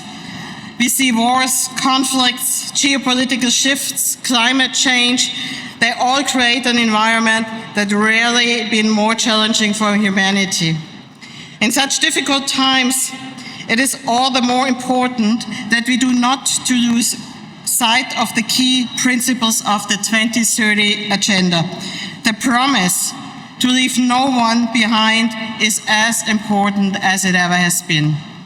An important step here is to advance decent work and the inclusion of people with disabilities in the labor markets. As it is nowadays, only 27% of the people with a disability of working age have a job.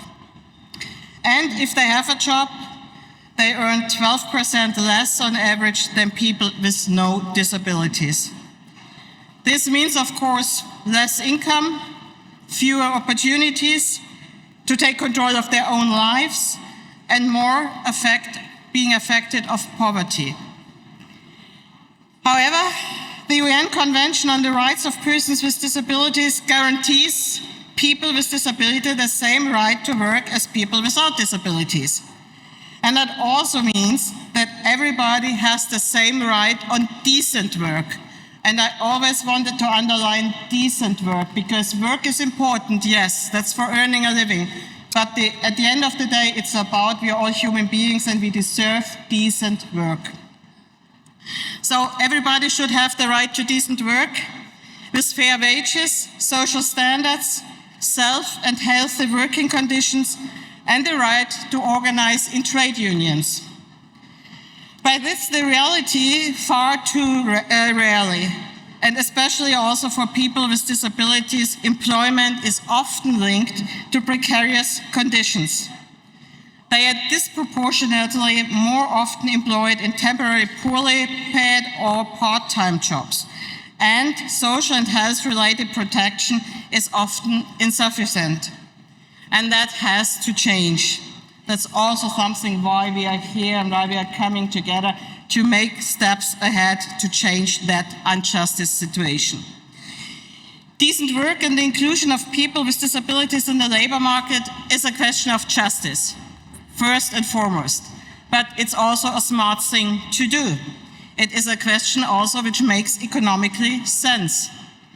The exclusion of people with disabilities comes with high overall economic costs. Countries lose as much as up to 7% of their GDP a year. Inclusive labor markets, however, promote economic growth. They include a more diverse labor force and thus harness the economic potential of the whole society. This is a huge asset, not least in view of the shortage of skilled workers in many countries. And quite rightly, I quote the International Labour Organization, we find there the sentence, disability inclusions makes good business sense. Well, hence, decent work and the inclusion of people with disabilities in the labour market are important for the people themselves, as I pointed out, and are important for the society as a whole. That's why Germany, also my ministry, is supporting many partner countries in their efforts through its development cooperation activities. I give you a few examples. If I look, for example, to Ghana and Senegal, we work together with the Digital Skills Accelerator Africa, a non-profit association for digital companies. And why is that important? Because we are providing training in IT, in languages, and in management, and we're doing that in an inclusive way, in an inclusive manner. It means everybody should participate, no matter if they or if they are people with a disability or not. And if they are people with disability, we do upfront training to assistive technologies so that everybody really can participate in that training sentences. So I think that is one of the really important approaches. Ladies and gentlemen, we would like to see more of those approaches. We know they are needed everywhere. I know there are more of those approaches needed. Until we fully realize inclusion, we as the international community needs therefore further to increase our efforts. That's why I'm so happy that you're all here. Governments, companies, organizations of people with disability need to work hand in hand. And I really want to thank you for your presence and your engagement. Together, let us shape a future in which no one is left behind. Thank you very much.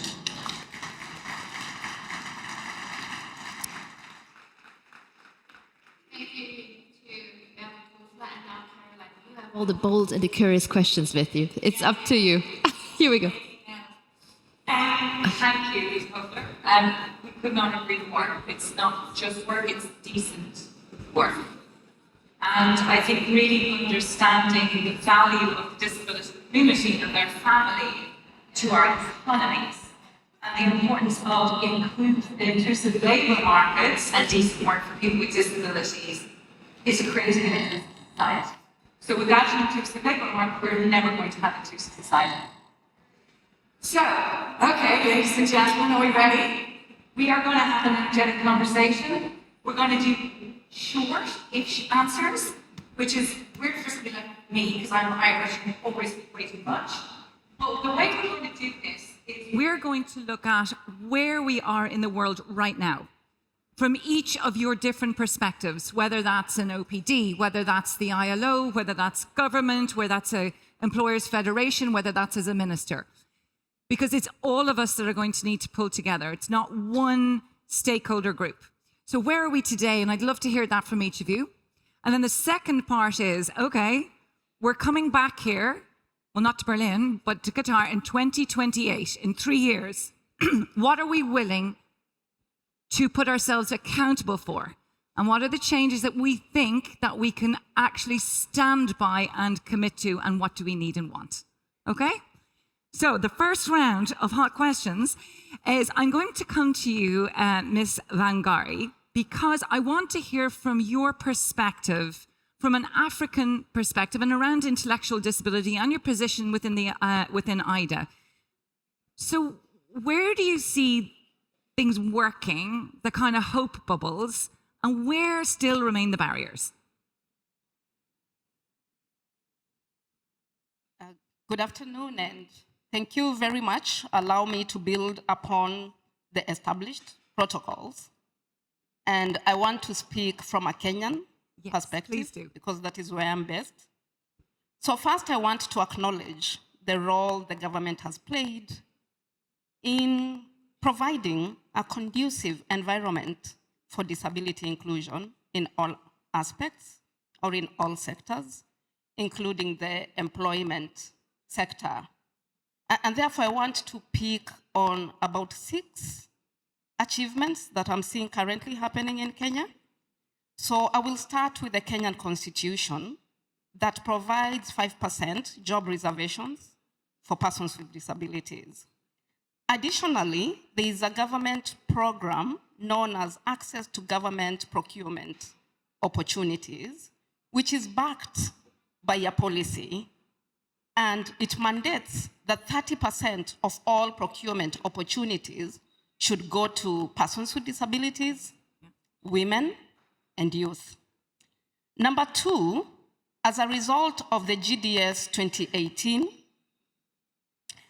the Kenyan government, in collaboration with organizations of persons with disabilities, INGOs, and UN agencies, formed an interagency coordination committee. And the objective of the interagency coordination committee is to oversee the implementation of GDS commitments.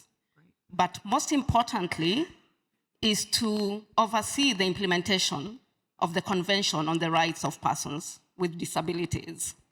So again, as a result of GDS 2018, we have seen quite a number of corporates and companies that have adopted into inclusive hiring practices, and they are working in collaboration with OPDs and the government. And some of the companies that we are seeing which are leading the way is Safaricom, which is a leading mobile network in Kenya, and Kenya Airways. And increasingly, they are employing people with disabilities. In fact, Safaricom boasts of 3.5% of its workforce being persons with disabilities. And then number 4, we have a Salaries and Remuneration Commission in Kenya. And in 2019, they developed a guideline on support services for public officers with disabilities to receive, support services in terms of aids and guides that will support them in, doing their work. And then, in addition to that, the National Council for Persons with Disabilities in Kenya has created a career portal, and the career portal aims to link persons with disabilities with potential employers, and also bridging the gap in terms of, accessibility and referrals. And then looking at achievements also, we see a lot of partnerships between INGOs like Sightsavers and Light for the World, working very closely with the United Disabled Persons of Kenya, which is the Federation of People with Disabilities in Kenya, in projects that target youth with disabilities and, being very specific to targeting youth with disabilities from the underrepresented groups of persons with disabilities. So some of those projects are like the We Can Work project or Inclusive Futures, which are doing amazing work. But all said, and all the beautiful work that is happening in Kenya, we still see significant obstacles and barriers in the realization of, Article 27 of the Convention and SDG 8. So on one hand, we are saying we have a constitution that provides for 5% job reservations, but the reality today is that only 1.4% of persons with disabilities have been employed in the public service. And most of them are in the lower or middle level positions. So 5%, 15 years later, because the Kenya Constitution is 2010, 15 years later, 1.4%, we are not doing well. The progressive realization, we are not seeing it as organizations of persons with disabilities. Then number two, we still face significant barriers in terms of inaccessibility. Yeah, so, and this is both looking at the built environment, information accessibility, communication accessibility, that really does not give people with disabilities an equal footing in terms of, access to employment opportunities on an equal basis with their peers without disabilities. And then this, coupled with high costs of assistive technology, makes it even much more harder. And then again, I spoke about the Salaries Commission having this guideline about support services. The guideline only caters for people with sensory disabilities and physical disabilities. So completely excluding people with disabilities who need significant support services, like people with intellectual disabilities, people with psychosocial disabilities, deaf-blind, autistic people who really need a lot of support for them to be able to work on an equal basis with others, completely left out. And then number four, the Kenya Labour. Now I have two gentlemen over here who are dying to get in. Okay. So, go on. The Kenya legislation framework on employment, on labor, it's very clear on non-discrimination that a person with a disability cannot be discriminated on the basis of disability in seeking employment opportunities. However, for people with intellectual disabilities, psychosocial disability, autistic people are discriminated on the basis of disability. In what way? Their legal capacity is not recognized, it is not respected. They have significant difficulties in accessing identity cards, opening up bank accounts, and signing contracts, which are prerequisites for somebody to get a job. Thank you very much. Thank you, Fatma. And every single one of those points, and I know this is so hard because we have so many things we do want to talk about, and I do want to just acknowledge procurement. It's great to hear you speak about the procurement and also how you held the 2018 commitments to account, but this piece about intellectual disability comes up again and again and again, so it's incredibly important. Thank you. Mr. Appelle, am I saying that right? Appelle? Yes, you're right. I am saying that correctly. Okay, so now I want to hear some of your success stories because you have a completely different perspective, a more grassroots organization and campaigning. Can you tell me today what is working around inclusive labour markets and decent work? Thank you very much. First of all, I want to say this to everyone in this room today. I want you to remember the very day you were born, you cried, the whole world rejoiced. I want you to live your life so well that the day you die, you will rejoice and the whole world will cry. That's a life of contribution. With that said, thank you. Yeah.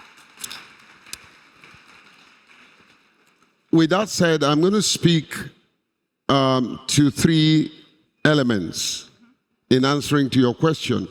But before then, permit me to introduce the Honorable Minister for Humanitarian, who had come with us. Please stand up and be recognized. Stand up there. Thank you. Thank you.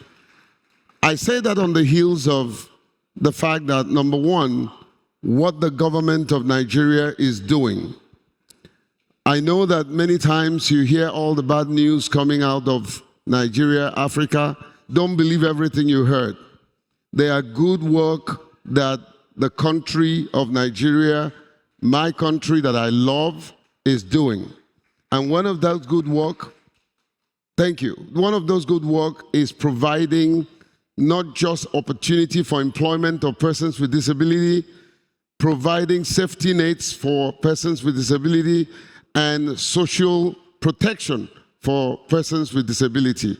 Now, in terms of the workspace, the Nigerian government is working hand in hand with several OPDs, getting involved directly and indirectly in several portals for either employability or persons with disability, or giving them access to funds through the social investment program. Not just providing job opportunities for persons with disability, but empowering them to be self-employed. And that has really paid off as much as the engagement of the private sector. And that's what on the government side that is happening. The second is on the OPDs, Organizations of Persons with Disability, like my organization. Just a few months before this event, we had launched Access to Work Scheme, which is a huge portal capturing those that are employed and those that are not employed. And I want to use this time to thank Sightsavers for providing the funds, and the Commission of Persons with Disability, and I think the Executive Secretary is somewhere, and of course the Humanitarian Ministry.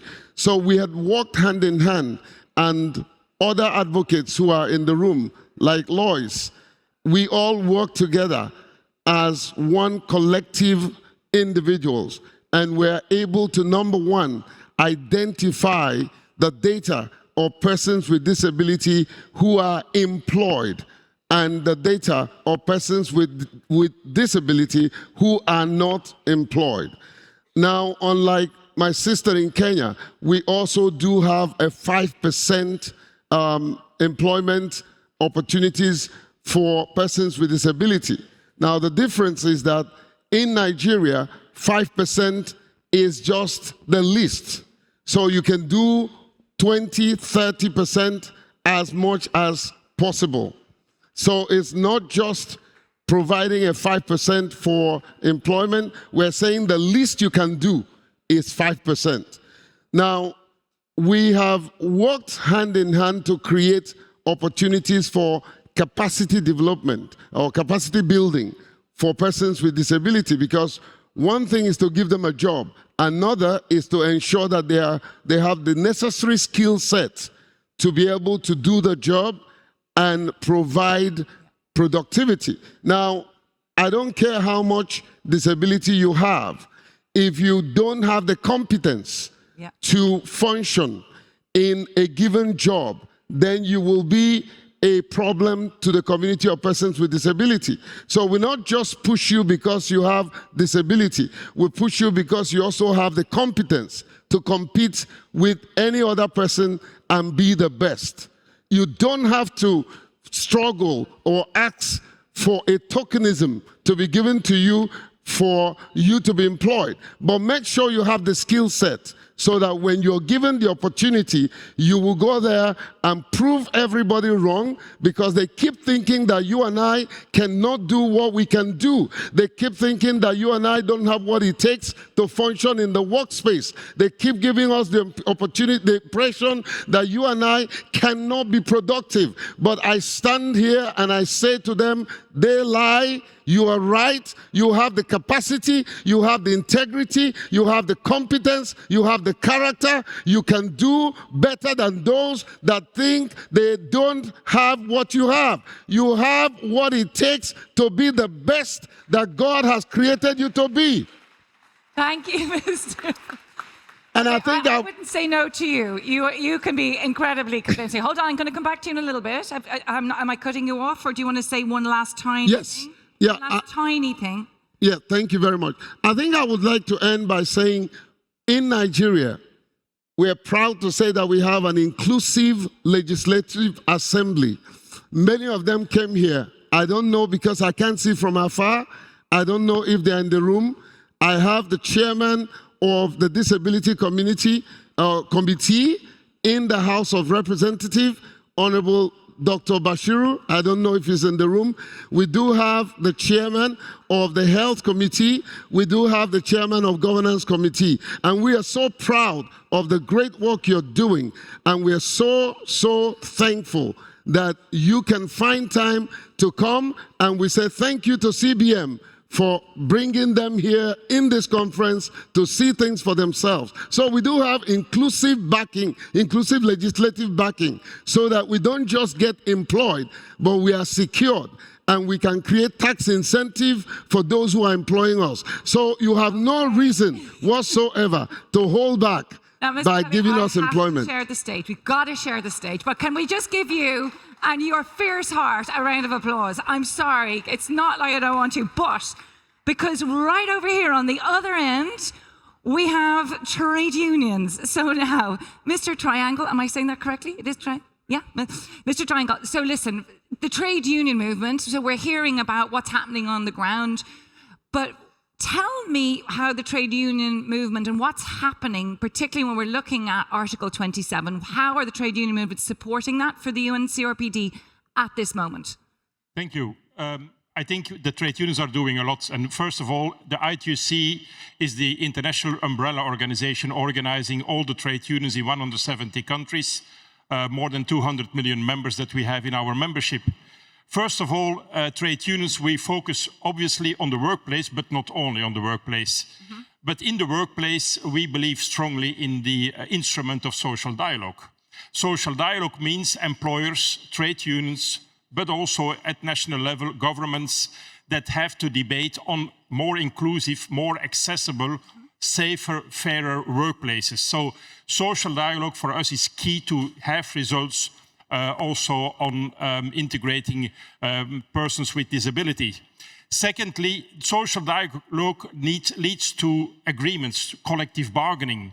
And we do have examples, several examples, where social partners have made agreements on recruitment of people with disability in workplaces. We have examples in the US, we have examples in Canada, we have examples in Uganda, in France, in Spain, in several countries where we have these examples. Recently, the Spanish trade unions made a collective agreement with a platform of food delivery on recruitment and quota of recruitment of people with disability as employees in those companies.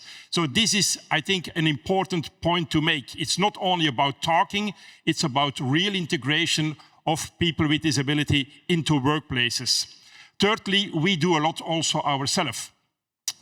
First of all, we are the biggest and the most important advocates for more public investment in the care economy, for more investment in support services that can create inclusive workplaces. So I'm not going into the detail of what we have done already on this point, but I would certainly like to highlight that. In several of our affiliates, we have trade union networks of members where they bring workers with disability together to also make an agenda internally in the trade union. We have examples of manuals, of training material to train our shop stewards in workplaces how to work on this topic in your workplace, in your company. So we do have a lot of examples where we have concrete work on that topic. And we also make coalitions and alliances with groups that are specifically defending disability people. So the disability rights movement, for instance, in Canada, is going hand in hand with our Canadian Labour Congress, with our affiliate in Canada. So also these alliances are important to strengthen the voice of persons with disability, workers with disability in the society, and more in general also in workplaces. But what we see, however, is that there are still a lot of obstacles and barriers for workers with disabilities. For instance, not good access to quality education and to vocational training, disproportionately high unemployment in reality in many countries, systematic stigmatization of persons with disability. So against this, we absolutely need to fight. And we also see obstacles and challenges in promoting disability inclusion, because in many countries there is not yet a non-discrimination legislation. So let's work at global level on non-discrimination legislation in all countries, because this is the first step. We also need to work closely together with our employers because, and it's not a criticism, absolutely not, but we also need to discuss with them together how they can overcome sometimes positions on integrating workers with disability. And I understand it's not always easy to find solutions, but we can do that. So there are enough examples that have delivered on this topic. So I think that's more or less what I would like to say, but we are very active as trade union movement at international level, but also with our affiliates at national level, any workplaces on integration of persons with disability as a worker in workplaces. Thank you. Mr. Triangle. Honestly, it's, I kind of feel like if we put all of us in a room together and kind of lock the doors, I do think we would come up with so many different ways to which that we can connect and really amplify the work we're doing.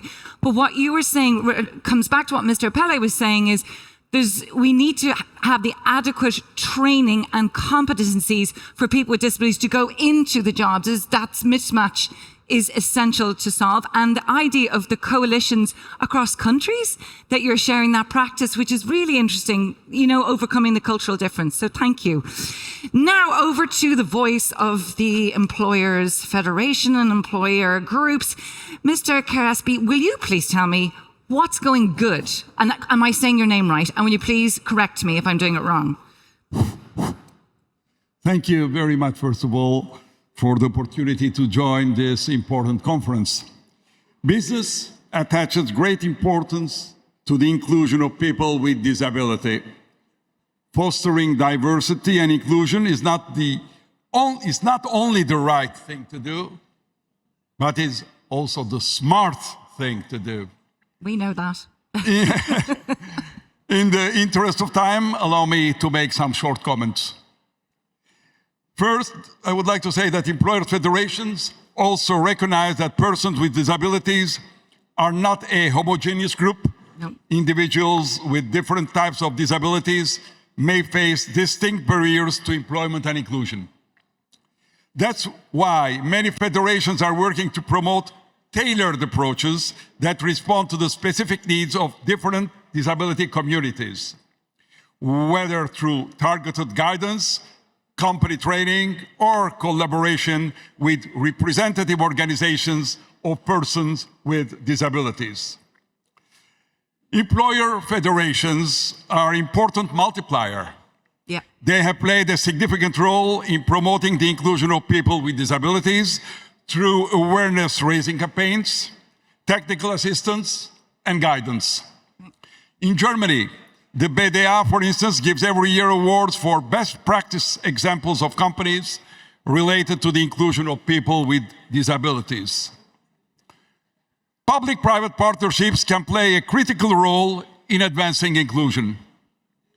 When employers, educational institutions, and governments collaborate, they can create smoother pathways into employment for persons with disabilities.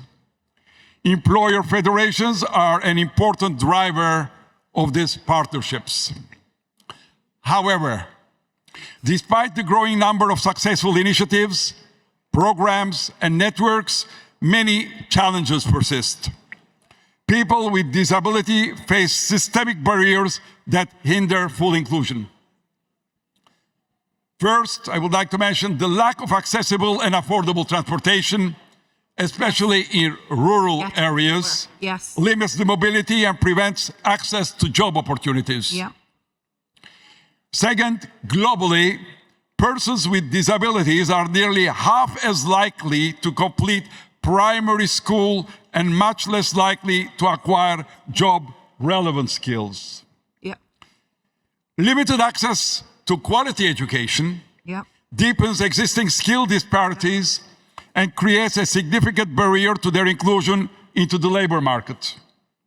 Insufficient access to assistive technologies, along with poor internet connectivity, isolates people with disabilities from work opportunities in the digital economy.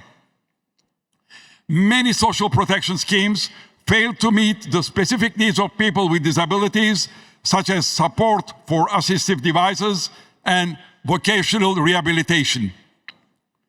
In many regions, public employment services for persons with disabilities are underdeveloped or difficult to navigate due to barriers like physical access, communication issues, and lack of trained staff.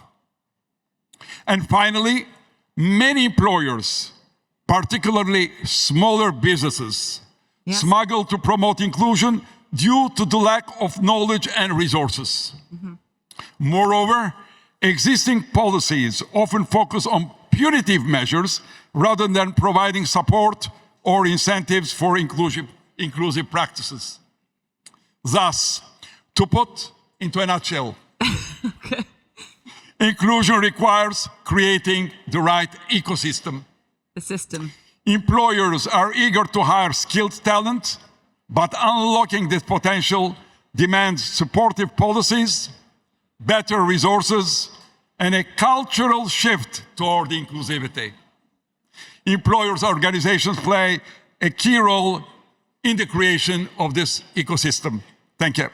Thank you, Mr. Now, for me, Mr. Gillespie, what you're speaking about is the most important part about the multiplier effect of these coalitions or associations and federations. Having been the founder of the Valuable 500, I understand that.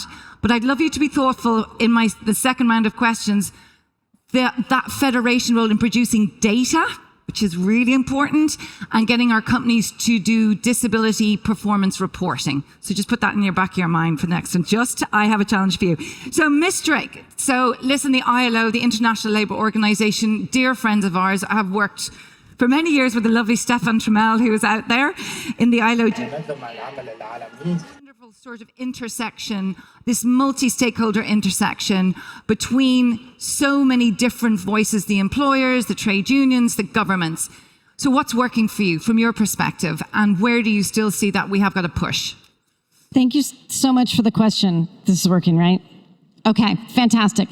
So first, for anyone in the audience that doesn't know what the International Labour Organization is, we're a UN agency that, unlike every other UN agency, our board is not just the member states, the countries, but it's also the workers' organizations and the employers' organizations. So when we make decisions about improving the world of work, job creation, establishing labor standards and rights in the workplace, they are consulted and agreed by all three partners, which means they're practical, they're durable, and they are things that should work in the workplace.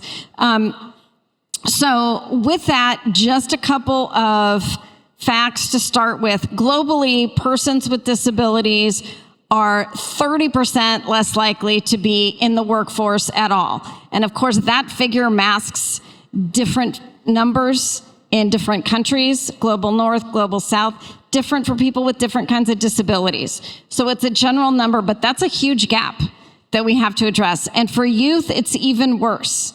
Youth with disabilities are twice as likely to not be in either education or training or employment. So what are we doing? How are we overcoming that?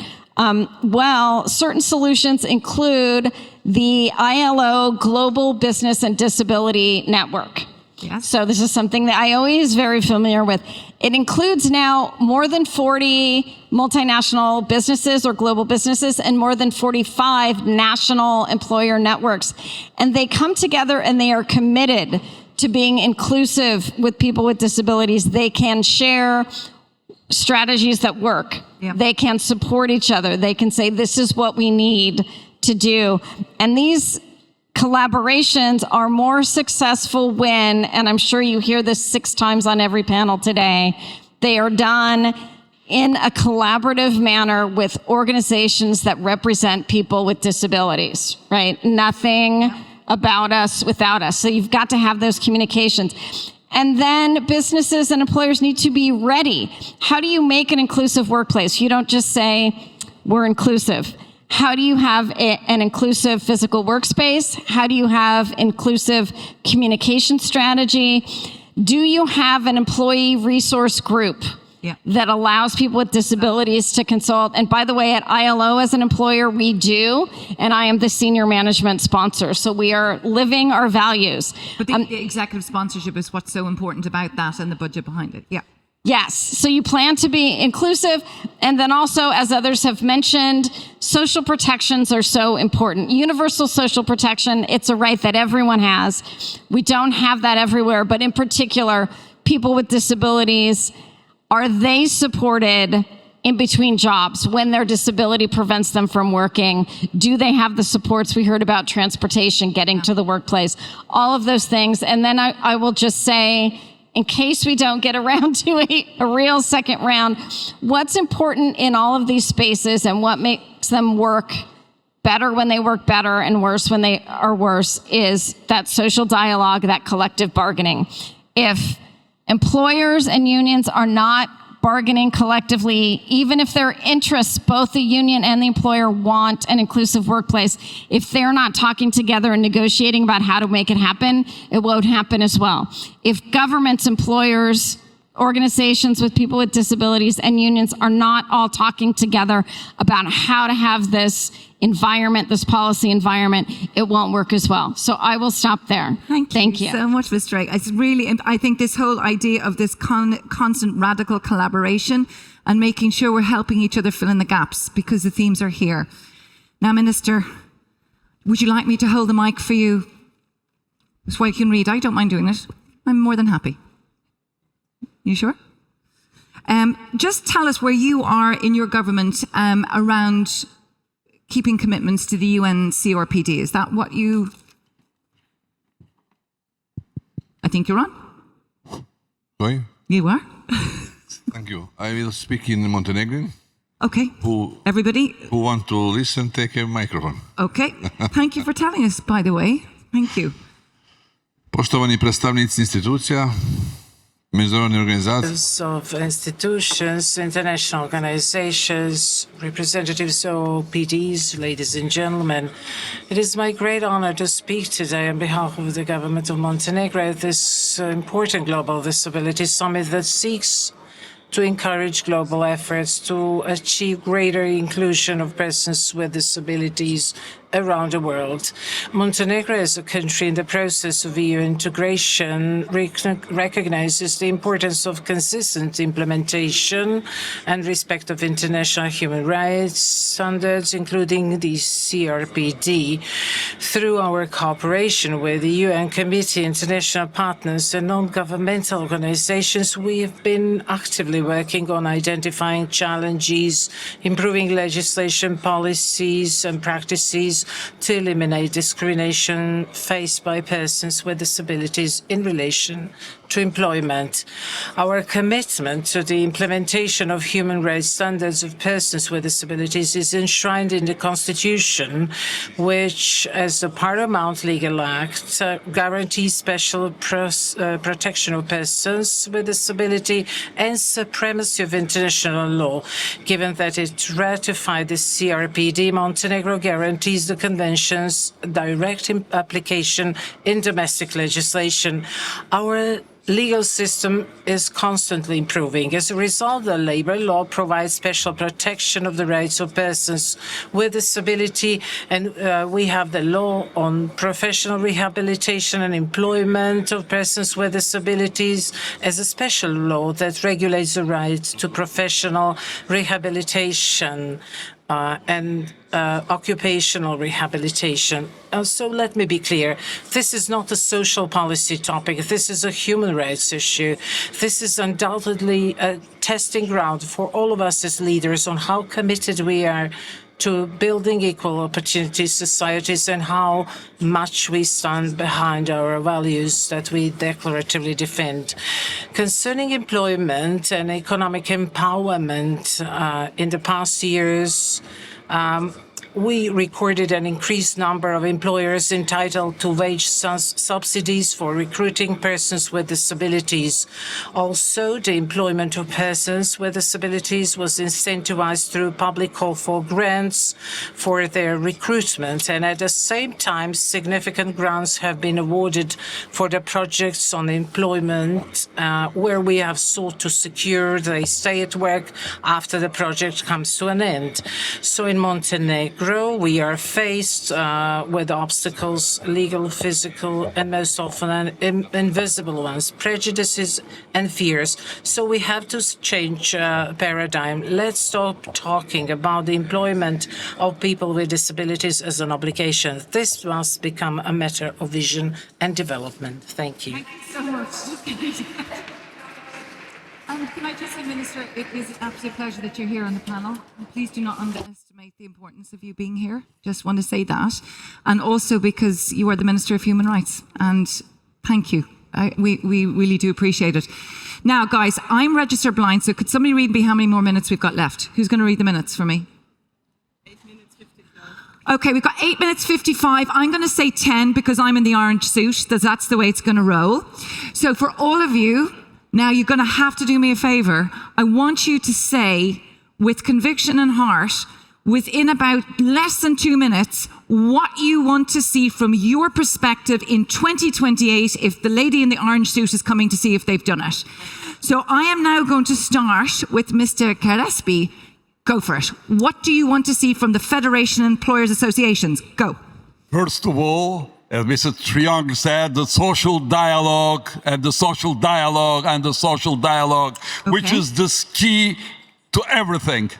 Okay. Then I have to add another thing, that if we act collectively, we can build inclusive labor markets where persons with disabilities are not just included, but empowered to thrive. And if we work together, removing barriers, challenging biases, and creating real opportunities, we can build a future where disability inclusion is not an exception, but a norm. And one stakeholder cannot do it by himself. We have to work together to do it. Short in 2 minutes. You did very well. Well done. And I'm going to say, and can we get some data? And can we get some data? And can we get some data? But thank you so much. Now, Ms. Drake, what do you think that we need to see to foster this multi-stakeholder cooperation to deliver on your thinking? Off you go. Thank you very much. So I'm going to say some things that we do and that I hope all others will do. Starting with, again, social dialogue and collective bargaining is key. Social dialogue. Disaggregated statistics. We do it at the ILO, we can help all other countries figure out how to upgrade their labor market information systems and do it. Number 3, we ensure that our skills programming and our jobs programming is inclusive. We can help countries make sure that it was mentioned before, as they teach people digital skills, green skills, build stronger labor markets, that those are inclusive. And finally, scaling up. Yes. We want to see what works be multiplied so that we're sharing our knowledge. And 2 examples that are coming up. One, we have the World Summit for Social Development in November. Yes, in November. How is that inclusive of people with disabilities in all aspects? And I like what the minister said. There is no distinction between the economy, the society, and human rights. You can't have an economy without human rights because then you have forced labor and child labor. We've got to bring it all together. And the other way that we can lift it up is through the Global Coalition for Social Justice, which is guided and coordinated by the ILO, but countries can join, workers' organizations, employers' organizations. We've had our first city join. How can we use this coalition for social justice to make sure that we are more inclusive of all people with disabilities in all aspects of their lives? Thank you. Thank you very much. Is somebody taking these down so that we can make sure that we keep full account for 3 years' time? Mrs. Wangari, what is it that you want from these panelists for Kenya, and what do you want to see by 2028? So our emphasis as OPDs is meaningful engagement. And we are saying consultation is not just about, it's not from a charity model, if I can put it like that. It's about partnership, it's about leadership and shared responsibility if we are to realize an inclusive labor market. And then number 2, the closing of the gender disability gap. So we want to see investments in regular intersectional pay audits with public reporting and social protection programs to have a gender lens in addressing disability-related costs faced by women with disabilities and mothers of children with disabilities, and safe work environments that address gender-based violence, harassment with disability-sensitive reporting mechanisms. And then we also want to see the alignment of Article 27 of the CRPD with an emphasis of phasing out segregated sheltered workshops and advancing inclusive employment in the open labor market for persons with disabilities. And then lastly, this is quite passionate to me, and as a member of Inclusion International, we have had so much from people with intellectual disabilities from all over the world, and their message is very clear. And I quote, "We want inclusive and empowering employment opportunities that match our skills and interests, allowing us to contribute, earn fair pay, and have our own money." Thank you very much. Thank you, Fatima. Thank you. Now, Ms. Goffler, I saw you doing a thumbs up. So I think, listen, I know you gave a keynote, but do you want to say what you would love to see? Because I saw you kind of thumbs up on gender.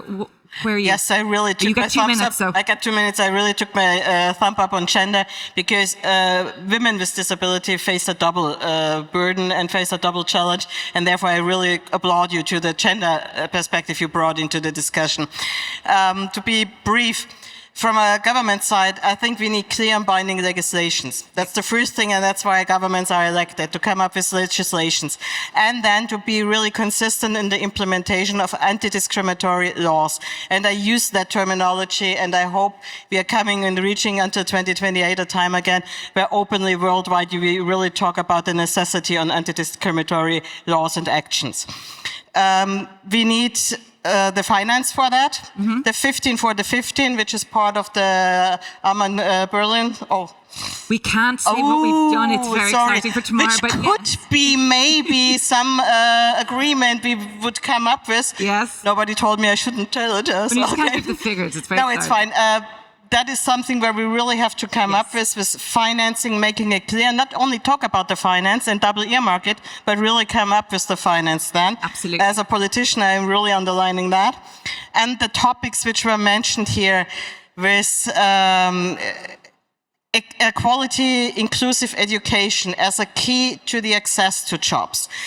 I would underline social protection because that is the basis for everything, and especially a lot of people worldwide face discriminatory issues if it's coming to social protection, but especially people with disability facing more discrimination in that case. So we need to come up with social protection which is meaningful to all people on the ground, and we have to make use of the technology for the good we have now to really be inclusive and use them to come up with training systems using new technology, especially for people with disabilities. Okay, well, we're going to hold you to account for the money.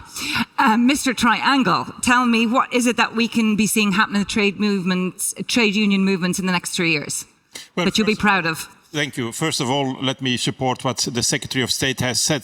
It's important to have legislation because that's important, and I'm not going to say more about that.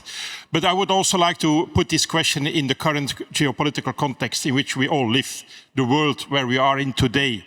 It's not an easy world, and people are desperately looking for a new perspective. And that's why we propose, as trade unions, a new social contract for the world. I'm not going into the details what we mean with this new social contract. It's also part of the language in the ILO. But it's obvious that social justice is not possible without full inclusion of persons with disabilities in workplaces and in the society. So when we move to another world, when we move to a social world, when we go to a positive message, social justice and inclusion, full inclusion of persons with disabilities must be our first and foremost objective. Secondly, we are also seeing in the world today a growing backlash on issues related to diversity, to equality, to equity, to inclusion. And that also concerns persons with disabilities. So I call the room here to join forces, to fight against those parties, to fight against those politicians, to fight against those tendencies that try to again bring discrimination back into the normality of our societies. We cannot accept that. And that's, I think, something on which we all need to fight. And third point is that we also have to see to the world of work of tomorrow. We are all talking about the digital and the green transformation. Well, where is the working position for persons with disabilities in these new technologies, in these new economies? Given the time limit, I'm going to limit myself to these points, but I think these are, according for us, the most important points. Thank you. Thank you so much. Thank you, Mr. Triangle. Okay, Mr. Appel, what is it that you want to see happen by 2028? 2 minutes. All right. Ladies and gentlemen, you've been quiet for too long. Can you repeat after me? Yes, we do. Yes, we do. Can you say that again? Yes, we do. Let us, out of this room, send a message from Berlin to London, from London to Washington, from Washington to Abuja, from Abuja to Nairobi. Let's send a message that 2 years from today, we want to come back and see a person with disability as a blue chip CEO. Yes, we do. We want to come back and see a person with disability occupying a position that we will be proud to beat our chest to say he has a good job. Yes, we do. Yes, we do. We want to come back and send a message to governments of nations, to leaders, political leaders, that we have the potential, we have the competence to be the person that God has created us to be. Yes, we do. Yes, we do. We do. Yes, we do. Thank you. Thank you. And I think that very well made. People with disabilities in leadership positions. So thank you so much. Minister, you get the last tiny amount of, minutes. So what do you want to see by 2028 when you're going to come back and join us? Want to be sure? You can be sure. I want. Danas sa ovog mjesta želim da pošaljemo poruku. I want us to send a message. It's time to stop measuring progress by the number of strategies adopted and laws adopted. It's time to measure progress by the number of people with disabilities who got the opportunity to work, to live from their work, to realize their full potential. Because societies are not measured by the strength of their most powerful ones, but by how strongly they protect those who are most often pushed to the margins. Therefore, last message from the summit should be clear. Never again in any country should people with disabilities stand on the margins while society builds its future. They must be at the center of it. Thank you. Yes, we do. Can I just ask, what a phenomenal panel, and can I have the warmest round of applause, please, for Mr. Felipe, Ms. Drake, Mr. Caprese, Minister Geka, Ms. Kofler, Mr. Triangle, and Madam Wagner. Can we a round of applause? Thank you. Great panel. You were great. Thank you so much. Oh, you were fabulous, all of you. Your energy, you totally brought it. And great moderator. You were so great. You're phenomenal.